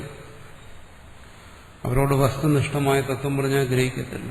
നീയാണ് അത്, ആ ശിവൻ വിഷ്ണു എന്നെല്ലാം പറഞ്ഞ് പ്രതിമ ഉണ്ടാക്കി വെച്ച് പൂജിക്കുന്നത്. അത് വാസ്തവത്തിൽ ആ തത്വം നീയാണെന്ന് പറഞ്ഞാൽ മനസ്സിലാകത്തില്ല. അതുകൊണ്ടത് പ്രചരിച്ചു. കാരണം ലോകബുദ്ധിക്ക് അനുസരിച്ച് വേണമല്ലോ. ലോകബുദ്ധി അങ്ങനെയാണ്. കേവല ശ്രദ്ധയുള്ള മൂഢബുദ്ധികളാണ് ലോകത്ത്. അതുകൊണ്ടത് പ്രചരിച്ചിരിക്കുന്നു.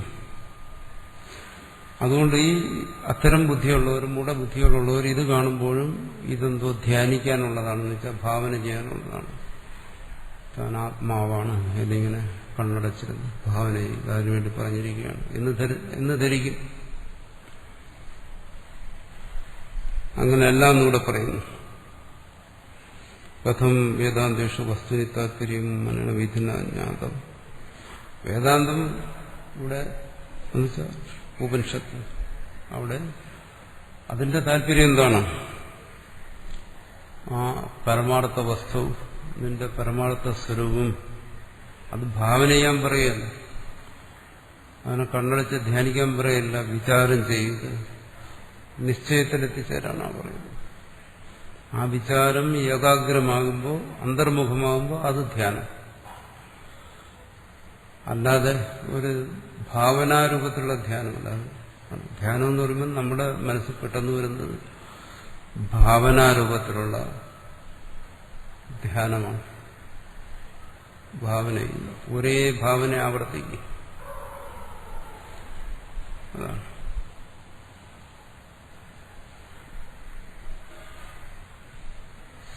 താളഗ്രാമത്തിന് കണ്ടിട്ട് ഇത് വിഷ്ണുവാണ്, വിഷ്ണുവാണ്, വിഷ്ണുവാണെന്ന് ധ്യാനിക്കുക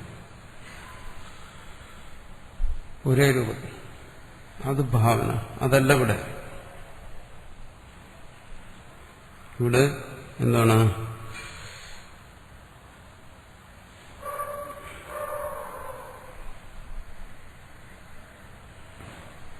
ഇവിടെ മനനമാണ് പറഞ്ഞിരിക്കുന്നത്. വസ്തുവിനെ കുറിച്ച് ശ്രവണത്തിൽ നിന്ന് ബോധിച്ചു, പക്ഷെ സംശയവും മറ്റും വന്ന് ബാധിക്കുന്നു. അതിനെ ഭാവന കൊണ്ട് നിവർത്തിപ്പിക്കുകയല്ല, മനനം കൊണ്ട് ആ ജ്ഞാനത്തിൽ വന്നുപെട്ട ദോഷങ്ങളെ പരിഹരിക്കുന്നു. ആ മനനം ആ ജ്ഞാനത്തിന്റെ നിശ്ചയത്തിലെത്തിക്കുന്നു. ആണ് ഭാവനയും തത്വജ്ഞാനവും തമ്മിലുള്ള വ്യത്യാസം. ഇത് മനനമാണ്. കഥം വേദാന്തേഷു വസ്തുനി താത്പര്യം മനനവിജ്ഞാതം. ഇവിടെ ഉപനിഷത്തിൽ അതിന്റെ താല്പര്യം പരമാർത്ഥ വസ്തുവാണെന്ന് മനനവിധിയിലൂടെ എങ്ങനെ മനസ്സിലാക്കി? ഇവിടെ പറയുന്നു വസ്തുതത്വ ഉപേക്ഷ മന്ദവേദി ശാസന. മന്ദവ്യ എന്നിവിടെ ഉപദേശിച്ചിരിക്കുന്നുണ്ട്. പരമാർത്ഥ വസ്തുതത്വമാണ്. അതാണ് ഇവിടെ വിവക്ഷ എന്ന് പറഞ്ഞാൽ ഇവിടെ ശ്രുതി ബോധിപ്പിക്കാൻ താല്പര്യപ്പെടുന്ന ആ പരമാർത്ഥ വസ്തുതത്വത്തെയാണ് എന്നുള്ള മന്ദവ്യ മനനം ചെയ്യാൻ പറഞ്ഞിരിക്കുന്നു. അതുകൊണ്ട് പരമാർത്ഥത്തെ മനനത്തിലൂടെ ബോധിക്കണം. മനനത്തിലൂടെ പരമാർത്ഥം മാത്രമേ ബോധിക്കാനും പറ്റൂ. അതുകൊണ്ട് ഇത് ഭാവനയല്ല, ഉപാസനയല്ല, ഭാവനാരൂപത്തിലുള്ള ധ്യാനമല്ല, മറിച്ച് മനന രൂപത്തിലുള്ള ധ്യാനമാണ്. യോഷിത് അഗ്നിയാദിദുഷ്ടോ ഹി.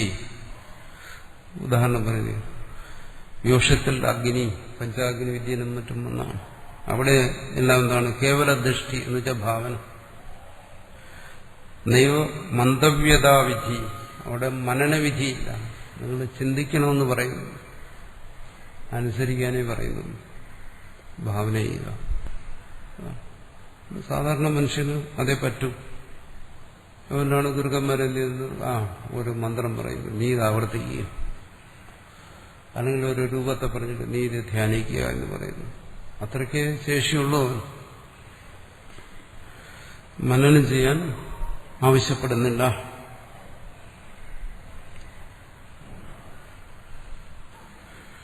അത് തന്നെ പറയുന്നു, എത്ര ദൃഷ്ടി മാത്രം ഇഷ്ടം, എവിടെയാണോ ഭാവന മാത്രം വേണ്ടത്, എന്ന വസ്തു അവിടെ അത് വേണമെന്നില്ല. എന്ന് പറഞ്ഞാൽ ഇവിടെ സാളഗ്രാമം ഇരിക്കുന്നു, അവിടെ വിഷ്ണു വേണമെന്നില്ല, സാളഗ്രാമം മതി എന്ന വസ്തു. പിന്നെ എന്താ കേവലം ദൃഷ്ടി എന്ന് വെച്ചാൽ ഭാവന മാത്രം മതി. തത്ര തസ്യ ശ്രുതസ്യ മന്തവ്യാദി വിധി, അവിടെ എന്താണോ ഉപദേശിച്ചത് അതിനെക്കുറിച്ച് മനനം ചെയ്യാൻ ആവശ്യപ്പെടുന്നില്ല, ഭാവന മാത്രം മതി. അത്രതു തദ്വിദേഹി വസ്തുനി താല്പര്യം. ഇവിടെ അങ്ങനെയല്ല, ഇവിടെ മനനത്തെ വിധിച്ചിരിക്കുന്നതുകൊണ്ട് ശ്രുതിയുടെ താല്പര്യയുടെ വസ്തുവിലാണ്, എന്നുവെച്ചാൽ പരമാർത്ഥ വസ്തുവിലാണ്. ഉപാസനയെ വിധിച്ചെടുത്ത് വിഷ്ണുവിനല്ല താല്പര്യം, മറിച്ച് വിഷ്ണു ഭാവനയിലാണ്. ഇവിടെ അങ്ങനെയല്ല, പരമാർത്ഥ വസ്തുവാണ് ശ്രുതിയുടെ താല്പര്യം, അതിനെ ബോധിപ്പിക്കുകയാണ്. അതുകൊണ്ട് ഇവിടെ വ്യക്തമായി മനസ്സിലാക്കാൻ വേണ്ടി പറയുകയാണ് എന്താണ് ഉപാസന, എന്താണ് മനനം. വേദശബ്ദ അനുരോധ്യത്ര തർക്കോപി വിനിയുജ്യതേ വാച്യവാചക സംബന്ധ നിയമേ തസ്യ ഹേതുത.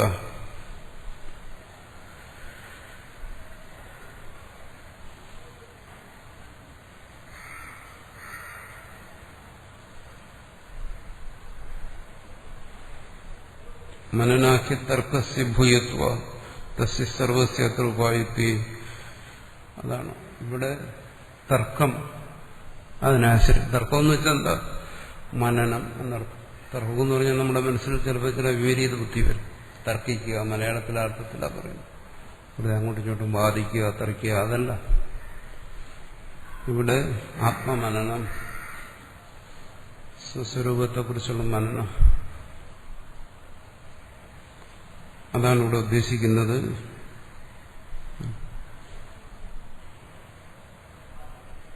വേദശബ്ദാനുരോധ്യ അത്ര തർക്കോപി അത്ര ശ്രുത്യർത്ഥ നിശ്ചയം. ശ്രുതിയുടെ താല്പര്യത്തെ നിശ്ചയിക്കുന്നതിന് അനുകൂലമായ വിചാരം, അതാണ് നമ്മൾ ചെയ്തുകൊണ്ടിരിക്കുന്നത്. ഉപനിഷത്ത് വിചാരം. നേഷയത്തി അവൈദിക തർക്കനിന്ദ നേഷ തർക്കേണ മധുരാപനേയ എന്ന് പറഞ്ഞിട്ടുണ്ടല്ലോ. അത് തർക്കം ഏത് തരത്തിലും വരാം. എന്തോ ജയിക്കാനുള്ള തർക്കം, ബാധിക്കാനുള്ള തർക്കം, പരാജയപ്പെടുത്താനുള്ള തർക്കം, അതൊന്നുമല്ല ഇവിടെ. അത്തരം തർക്കത്തെയാണ് നിഷേധിച്ചത്. അതൊക്കെ അവൈദികം. ഇവിടെ പറയുന്നത് മനന രൂപത്തിലുള്ള തർക്കം, വിചാര രൂപത്തിലുള്ള തർക്കം.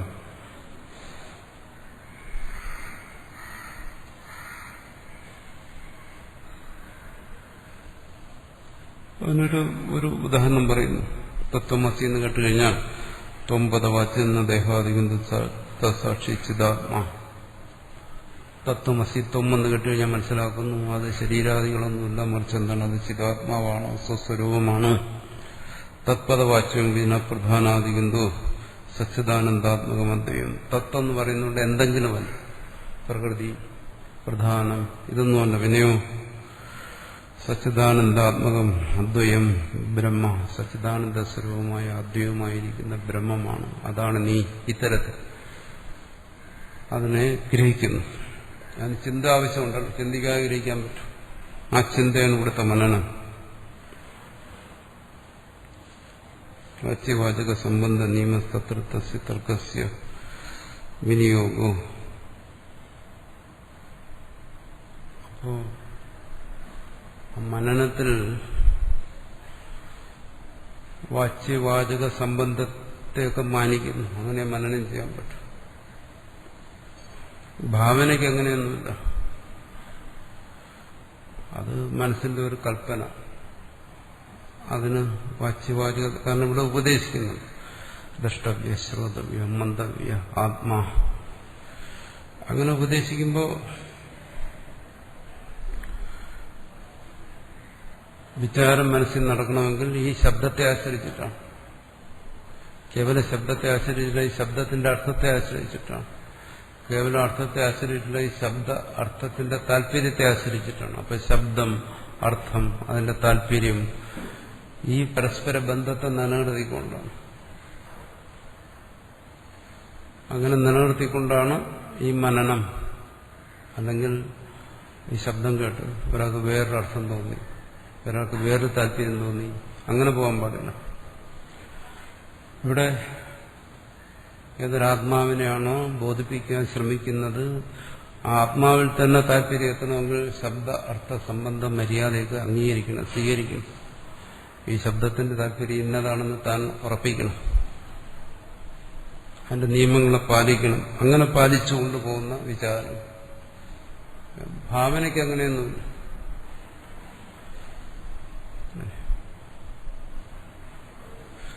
ഭാവന എന്ന് പറയുന്നത് ഒരാൾക്ക് ഇത് കേൾക്കുമ്പോൾ എന്തെങ്കിലും അർത്ഥം മനസ്സിൽ തോന്നുന്നു, അത് പറയും.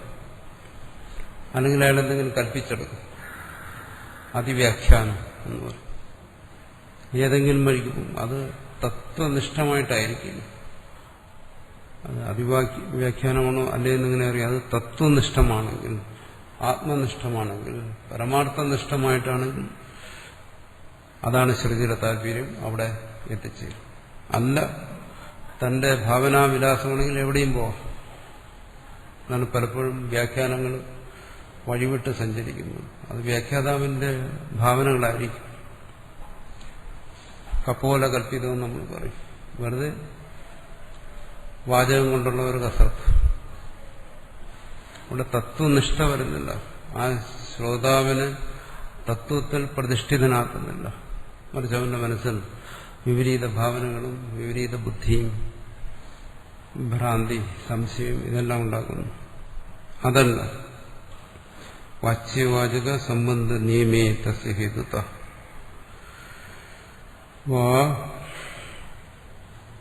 മനനം അതിനെ ആശ്രയിച്ചിട്ടായിരിക്കുന്നു. ശബ്ദത്തിലൂടെ, അർത്ഥത്തിലൂടെ താല്പര്യത്തിൽ, അല്ലെങ്കിൽ വാച്യത്തിലൂടെ ലക്ഷ്യത്തിൽ.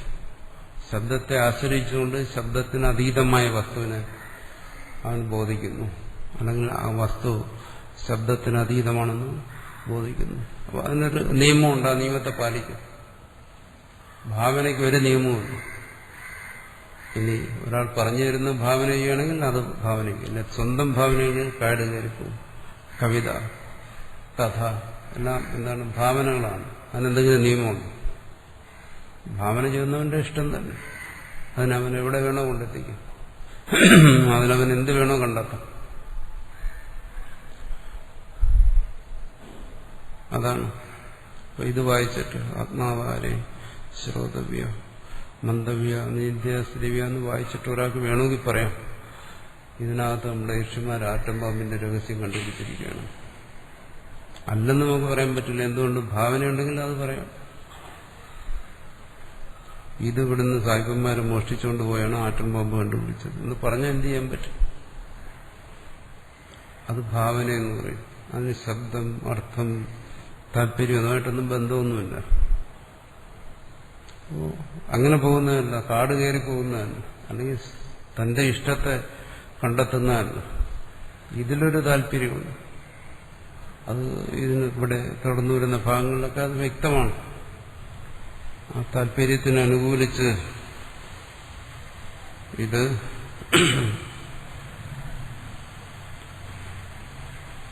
മനനം, അതാണ് ഇവിടെ പറയുന്നത്. അല്ലാതെ ഒരക്ഷരം കാണുന്നു, ഉടനെ തന്റെ ഭാവന ഉണർന്നു, കാട് കയറിപ്പോയി, എന്തെങ്കിലും എവിടെയെങ്കിലും ചെന്ന് എത്തിച്ചേർന്നു, അതാണ് ആത്മീയത. അങ്ങനെ പറയരുത്. നിയമങ്ങളെ പാലിക്കണം.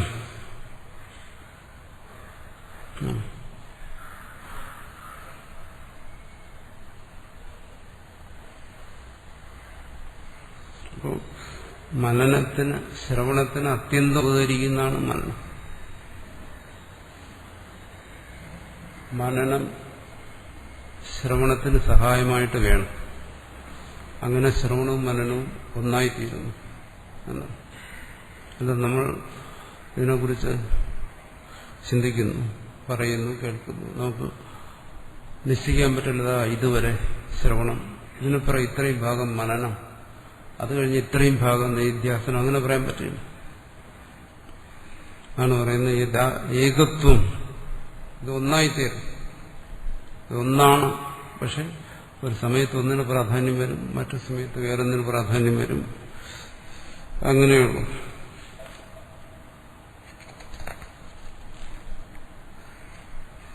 അങ്ങനെ ശ്രവണം മനനം. അടുത്തത് നിധ്യാസനത്തിലേക്ക് വരുന്നു. അപരായത്തബോധോത്ര നിധിധ്യാസനമുച്യതേ പൂർവയോരവധിത്വേന തതുപന്യാസയിഷ്യത്തെ. അവിടെ പറയുന്നു ശ്രവണമനനെ സമാധിയുക്തേ കൃത്വാ സ്ഥിതസ്യ. ശ്രവണമനനങ്ങൾ സമാധിയുക്തമായി ചെയ്യുന്നു. പറഞ്ഞല്ലോ, ഇതിനൊക്കെ യോഗ്യത ആവശ്യമാണ്. മനസ്സ് വളരെ വിക്ഷിപ്തമാണെങ്കിൽ, അല്ലെങ്കിൽ മനസ്സ് വളരെ അസ്വസ്ഥമാണെങ്കിൽ ഇത് കേൾക്കാൻ പറ്റൂ? ഇല്ല. അസ്വസ്ഥമാണെങ്കിലും പറ്റത്തില്ല. അത് കേൾക്കുമ്പോൾ മനസ്സതിന്റെ താമസഭാവങ്ങളിലേക്ക് പോവുകയാണെങ്കിൽ, നിദ്രാലസ്യങ്ങൾ വന്ന് അതിനെ പിടികൂടിയാണെങ്കിൽ പറ്റത്തില്ല. അവിടെയൊന്നും ഈ ശ്രവണ മനനങ്ങൾ വിജയിക്കത്തില്ല. സമാധിയുക്തേ കൃത്വം. അതിനെന്തൊക്കെ യോഗ്യതകളാണോ ഒരു ജീവന് പറഞ്ഞിരിക്കുന്നത്, ആ യോഗ്യതകളോടുകൂടി ചെയ്തു കഴിഞ്ഞാൽ സ്ഥിതസ്യ വാക്യാർത്ഥ ജ്ഞാനസ്യ പാഠജ്ഞാന അന്തരായഹീനസ്യ അനായസ്യേന വാക്യോ വാക്യാർത്ഥബോധോ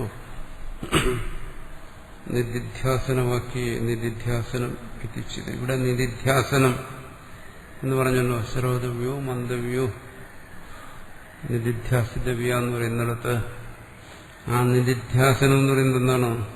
വാക്യാർത്ഥബോധമാണ്.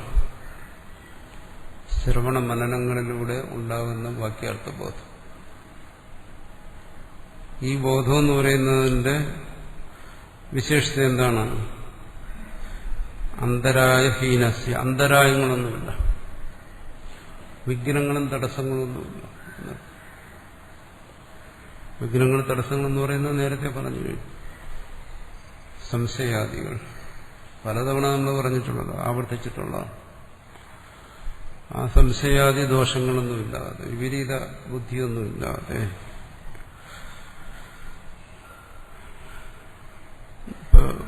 പറയുന്നത് മനസ്സിലാവുന്നുണ്ടോയെന്ന് ചോദിച്ചാൽ കുറച്ച് പ്രയാസമാണ് മനസ്സിലാക്കാൻ, ബുദ്ധിമുട്ടാണ്. എന്നാലും ഞാൻ മനസ്സിലാക്കുന്നുണ്ട്, ഞാൻ മനസ്സിലാക്കാൻ ശ്രമിക്കുന്നുണ്ട്. പറയുന്നത് പിടികിട്ടുന്നുണ്ടോ? കുറെയൊക്കെ എന്ന് പറയും. ചിലർ പറയുന്നത് അങ്ങനെയല്ല, കേട്ട് കേട്ട് തല പെരുക്കും. അങ്ങനെ ചിലർ പറയും. ഓരോരുത്തരും ഉൾക്കൊള്ളുന്നത് പലതരത്തിലാണ്. ചിലർ പറയുന്നത് അങ്ങനെയല്ല, ഇത് കേൾക്കുമ്പോൾ ഉറങ്ങാൻ നല്ല സുഖം, ഉറക്കത്തിന് കൊള്ളാം. നിദ്രാലസ്യാദികളിലേക്കാണ് അവരെ നയിക്കുന്നത്. പലതരത്തിലാണ്. ഇതെല്ലാം അന്തരായങ്ങളാണ്. ഇതൊക്കെ സംഭവിക്കാവുന്ന കാര്യങ്ങളാണ്. അന്തരായഹീനമായി ഇത് ബോധിക്കുന്നതിന്റെ ലക്ഷണം ഇവിടെ പറഞ്ഞിരിക്കുന്നത് എന്താണ്? അനായാസേന, അനായാസത. ഈ പറയുന്ന തത്വത്തെ ബോധിക്കുന്നതിന് യാതൊരു തരത്തിലുള്ള ആയാസവും, തത്വചിന്തയുടെ ഭാരം ഇതിനകത്തില്ല എന്നറിയാം. നമ്മൾ പറയുന്ന ഫിലോസഫി, തത്വചിന്ത എന്നൊക്കെ പറഞ്ഞാൽ തലച്ചോറിനെ ചൂടാക്കുന്ന സാധനങ്ങളാണ്. തർക്കം, ഇതെല്ലാം അത് കേട്ടുകഴിഞ്ഞാൽ തലയ്ക്ക് രണ്ട് കൈയും കൊടുത്ത് കുനിഞ്ഞിരുന്നു, ഉള്ളി കയറത്തില്ല. അങ്ങനെയുള്ള കാര്യങ്ങളാണ്. ഇത് ബുദ്ധിക്ക് ആയാസം ഉണ്ടാക്കുന്ന കാര്യമില്ല, ഭാരം ഉണ്ടാക്കുന്ന കാര്യമില്ല, തല ചൂടാക്കുന്ന കാര്യമില്ല. അങ്ങനെയൊക്കെ വരുന്നുണ്ടെങ്കിൽ ഇതല്ല. എന്താണോ ഇവിടെ ബോധിപ്പിക്കാൻ ശ്രമിക്കുന്ന അതല്ല. ഇതെന്താണ്? അനായാസമാണ് എന്നർത്ഥം. ശ്രവണ മനനങ്ങളിലൂടെ എത്തിച്ചേരുന്നത് അനായാസമായ, ആയാസരഹിതമായ ഒരു ബോധത്തിലാണ്. ഒരു തരത്തിലുള്ള ആയാസമില്ലെന്ന് പറഞ്ഞാൽ എന്താണ്? ഇത് മനസ്സിലാക്കുന്നതിന് യാതൊരു ആയാസമില്ല. ശരിയായ വഴിക്കാണെങ്കിൽ, ശരിയായ രീതിയിലാണെങ്കിൽ എന്നർത്ഥം. ഇനി എന്തെങ്കിലും ആയാസം അനുഭവപ്പെടുന്നുണ്ടെങ്കിൽ അത് തന്നിൽ തന്നെയുള്ള ചില ദോഷങ്ങൾ ഇതിനെ ക്ലിഷ്ടമാക്കുകയാണ്. തന്റെ ബുദ്ധി ഇതിനെ ക്ലിഷ്ടമാക്കുന്നെങ്കിലേ ഉള്ളൂ. ഈ തത്വബോധം എപ്പോഴും ഇതാണ് എന്റെ ലക്ഷണം, അതാണ് എന്റെ ലക്ഷണം. അതുകൊണ്ട് ഈ തത്വബോധം, പക്ഷെ ജീവന്മാർക്ക് അതല്ല, അവർക്ക് എന്തെങ്കിലും ക്ലിഷ്ടമായ കാര്യങ്ങൾ വേണം. അത് തന്നെ ഇത്രയും ഇവിടെ പറയുന്നു അനായാസമാണ്. ഈ തത്വത്തെ ലളിതമായി അനായാസമായി വിശദീകരിച്ചു കഴിഞ്ഞാൽ കേൾവിക്കാരൻ ചോദിക്കും, ഇത് ഇത്രയേ ഉള്ളൂ, ഇത്ര നിസ്സാരമായ കാര്യമാണോ? അപ്പോ എന്താ ഇത് നിസ്സാരമായത്? എന്താ നിങ്ങൾക്ക് പരാതി? കാരണം അപ്പൊ ഇവിടെ തപസ് ആവശ്യമില്ല, വ്രതങ്ങൾ ആവശ്യമില്ല, അനുഷ്ഠാനങ്ങൾ ആവശ്യമില്ല, മണിക്കൂറുകളോളം ഇരുന്ന് ജപിക്കേണ്ട, പ്രാർത്ഥിക്കേണ്ട, ധ്യാനാഭ്യാസം ചെയ്യേണ്ട, വൃത്തി നിരോധം ചെയ്യേണ്ട, ഒന്നും വേണ്ട. അനായാസം എന്ന് പറയും. ഇത്ര അനായാസമാണെങ്കിൽ അതൊന്നും ആവശ്യമില്ലാതിരുമല്ലോ.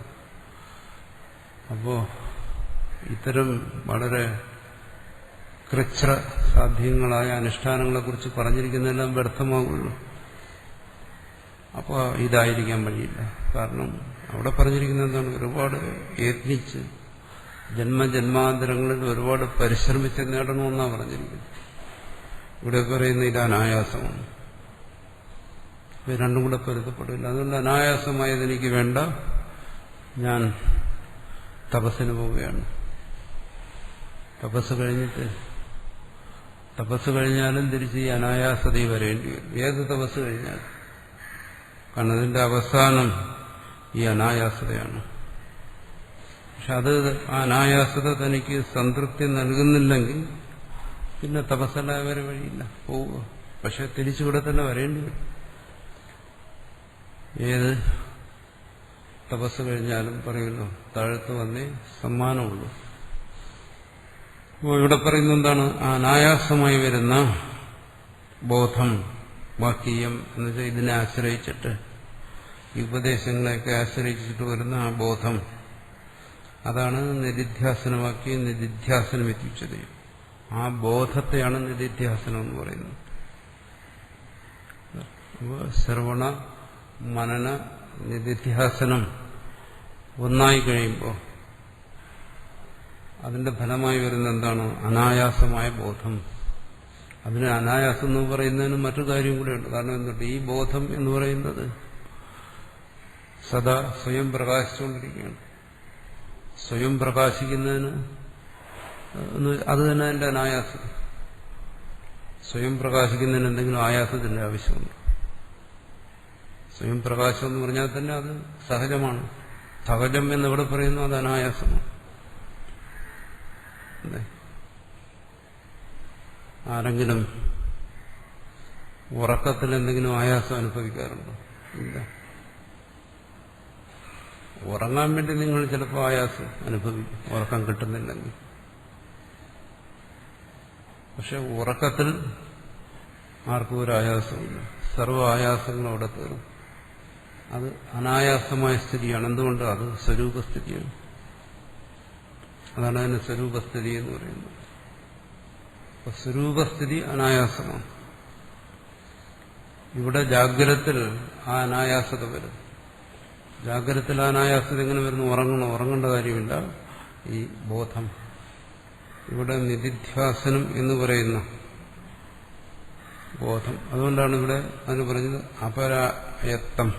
അപരായത്തം, പരായത്വം എന്ന് പറയുന്ന പരാധീനം, അന്യനധീനമായിരിക്കുന്നതാണ് പരായത്ത ബോധം. ഇപ്പോൾ എന്റെ മുമ്പിലിരിക്കുന്ന വസ്തുവിനെ ഞാൻ കാണുന്നു, എനിക്ക് ബോധമുണ്ടാകുന്നു. ഇത് പരായത്വമാണ്. എന്തുകൊണ്ട്? ഇവിടെ എന്റെ കണ്ണ് പ്രവർത്തിക്കണം, മുമ്പിൽ വസ്തു വേണം, വെളിച്ചം വേണം, ഇവിടെ ഒരുപാട് വിഷയങ്ങൾ വേണം. അതെല്ലാം പരാധീനമാണ്. ഇനി ഇങ്ങനെ ഒരു ബോധം ഉണ്ടായാൽ തന്നെ ഇവിടെ വെളിച്ചം കുറവാണെങ്കിൽ ഇത് എനിക്ക് ചിലപ്പോൾ തോന്നുന്നു ഇത് പുസ്തകമല്ല മറ്റെന്തെങ്കിലും ആണെന്ന് തോന്നുന്നു. അപ്പോൾ അവിടെ ആ ബോധത്തിന് തടസ്സങ്ങൾ വരാം, അജ്ഞാന സംശയം വിരയങ്ങൾ വരാം.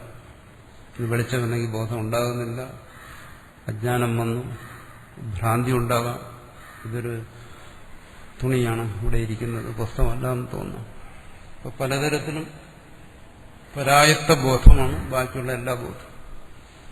ആയത്തം അധീനം എന്നർത്ഥം. എന്തും വരാം, എന്തിനും അധീനമാകാം. ഇവിടെ ആത്മതത്വത്തെക്കുറിച്ച് പറയുന്നത് എന്താണ്? അത് സ്വയം പ്രകാശമാണ് എന്ന് പറയുന്നത്. അപ്പോൾ ശ്രവണാദികളുടെ പരിപക്വമായ ആ ബോധം എന്ന് പറയുന്നത് എന്താണ്? ഇത് തന്റെ സ്വരൂപം അത് സ്വയം പ്രകാശമാണ്, അന്യാധീനമല്ല എന്നുള്ള ബോധമാണ്. ഈ ബോധം സംശയവും വിപര്യവും ഒന്നും ബാധിക്കാതിരുന്നു കഴിഞ്ഞാൽ അത് പരായത്തമല്ല, അപരായത്തമാണ്. പരായത്തം അല്ലാത്തത് അപരായത്തം. അപരത്തിന് അധീനമെന്നല്ല, പരത്തിന് അധീനമല്ലാത്തത് എന്നാണ്. ആ ശബ്ദത്തിന് രണ്ടിടത്തും പറയും. അപര ആയത്തം എന്നുവെച്ചാൽ അന്യത്തിന് അധീനം. ഇവിടെ അങ്ങനെയല്ല. പരായത്തം അന്യത്തിന് അധീനമല്ല ഒന്നിനും.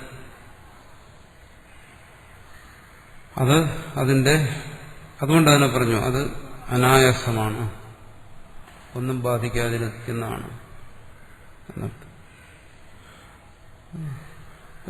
ഒരു പ്രകാശത്തെ ജ്വലിപ്പിക്കുന്നതിന് നമുക്ക് മറ്റ് പല സാമഗ്രികളും വേണം.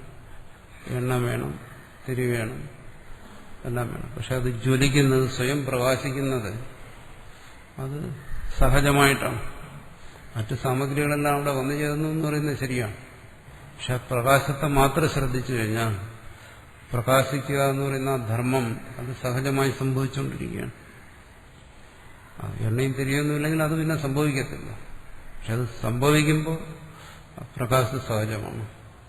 അതുപോലെ ഇവിടെ ശ്രവണ മനനങ്ങളിലൂടെ ഒരാൾ ഉണ്ടാകുന്ന ആ ബോധം അത് സഹജമാണ്, സഹജബോധമാണ്. അതുകൊണ്ട് അത് അനായാസമാണ്. അതിനെയാണ് ഇവിടെ നിധ്യാസന വാക്യത്തിൽ നിധ്യാസനം എന്ന് പറയുന്നത്.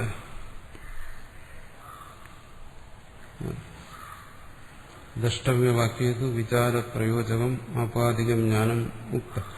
പക്ഷെ ജ്ഞാനം എന്ന് പറയുമ്പോൾ പലതരത്തിൽ ഓരോ സന്ദർഭത്തിലും പറയും.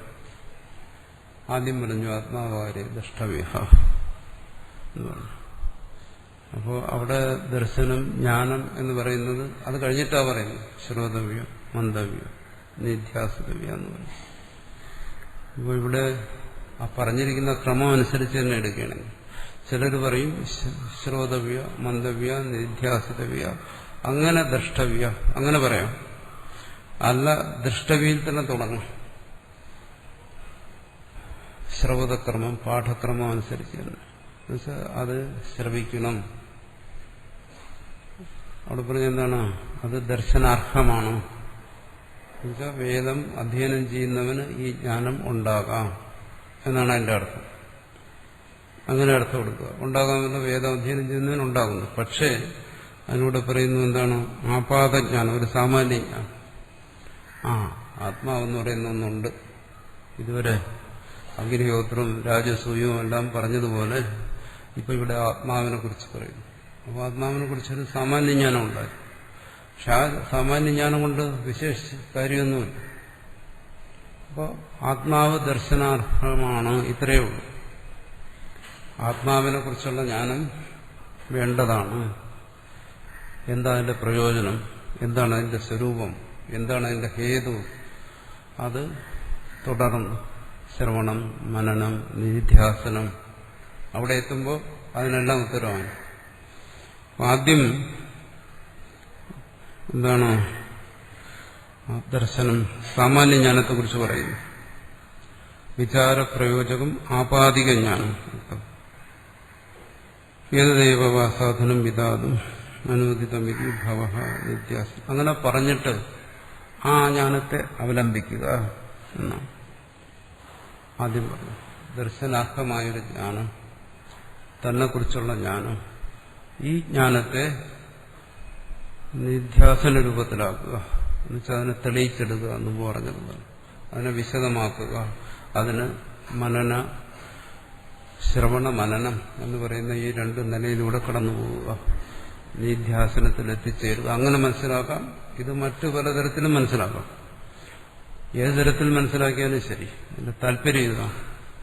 ശ്രവണ മനനത്തിലൂടെ ആ നിശ്ചയാത്മകമായ ജ്ഞാനത്തിൽ, അനായാസമായ ജ്ഞാനത്തിൽ എത്തിച്ചേരുക, അതാണ് ഇവിടെ ഉപദേശിക്കുന്നത്.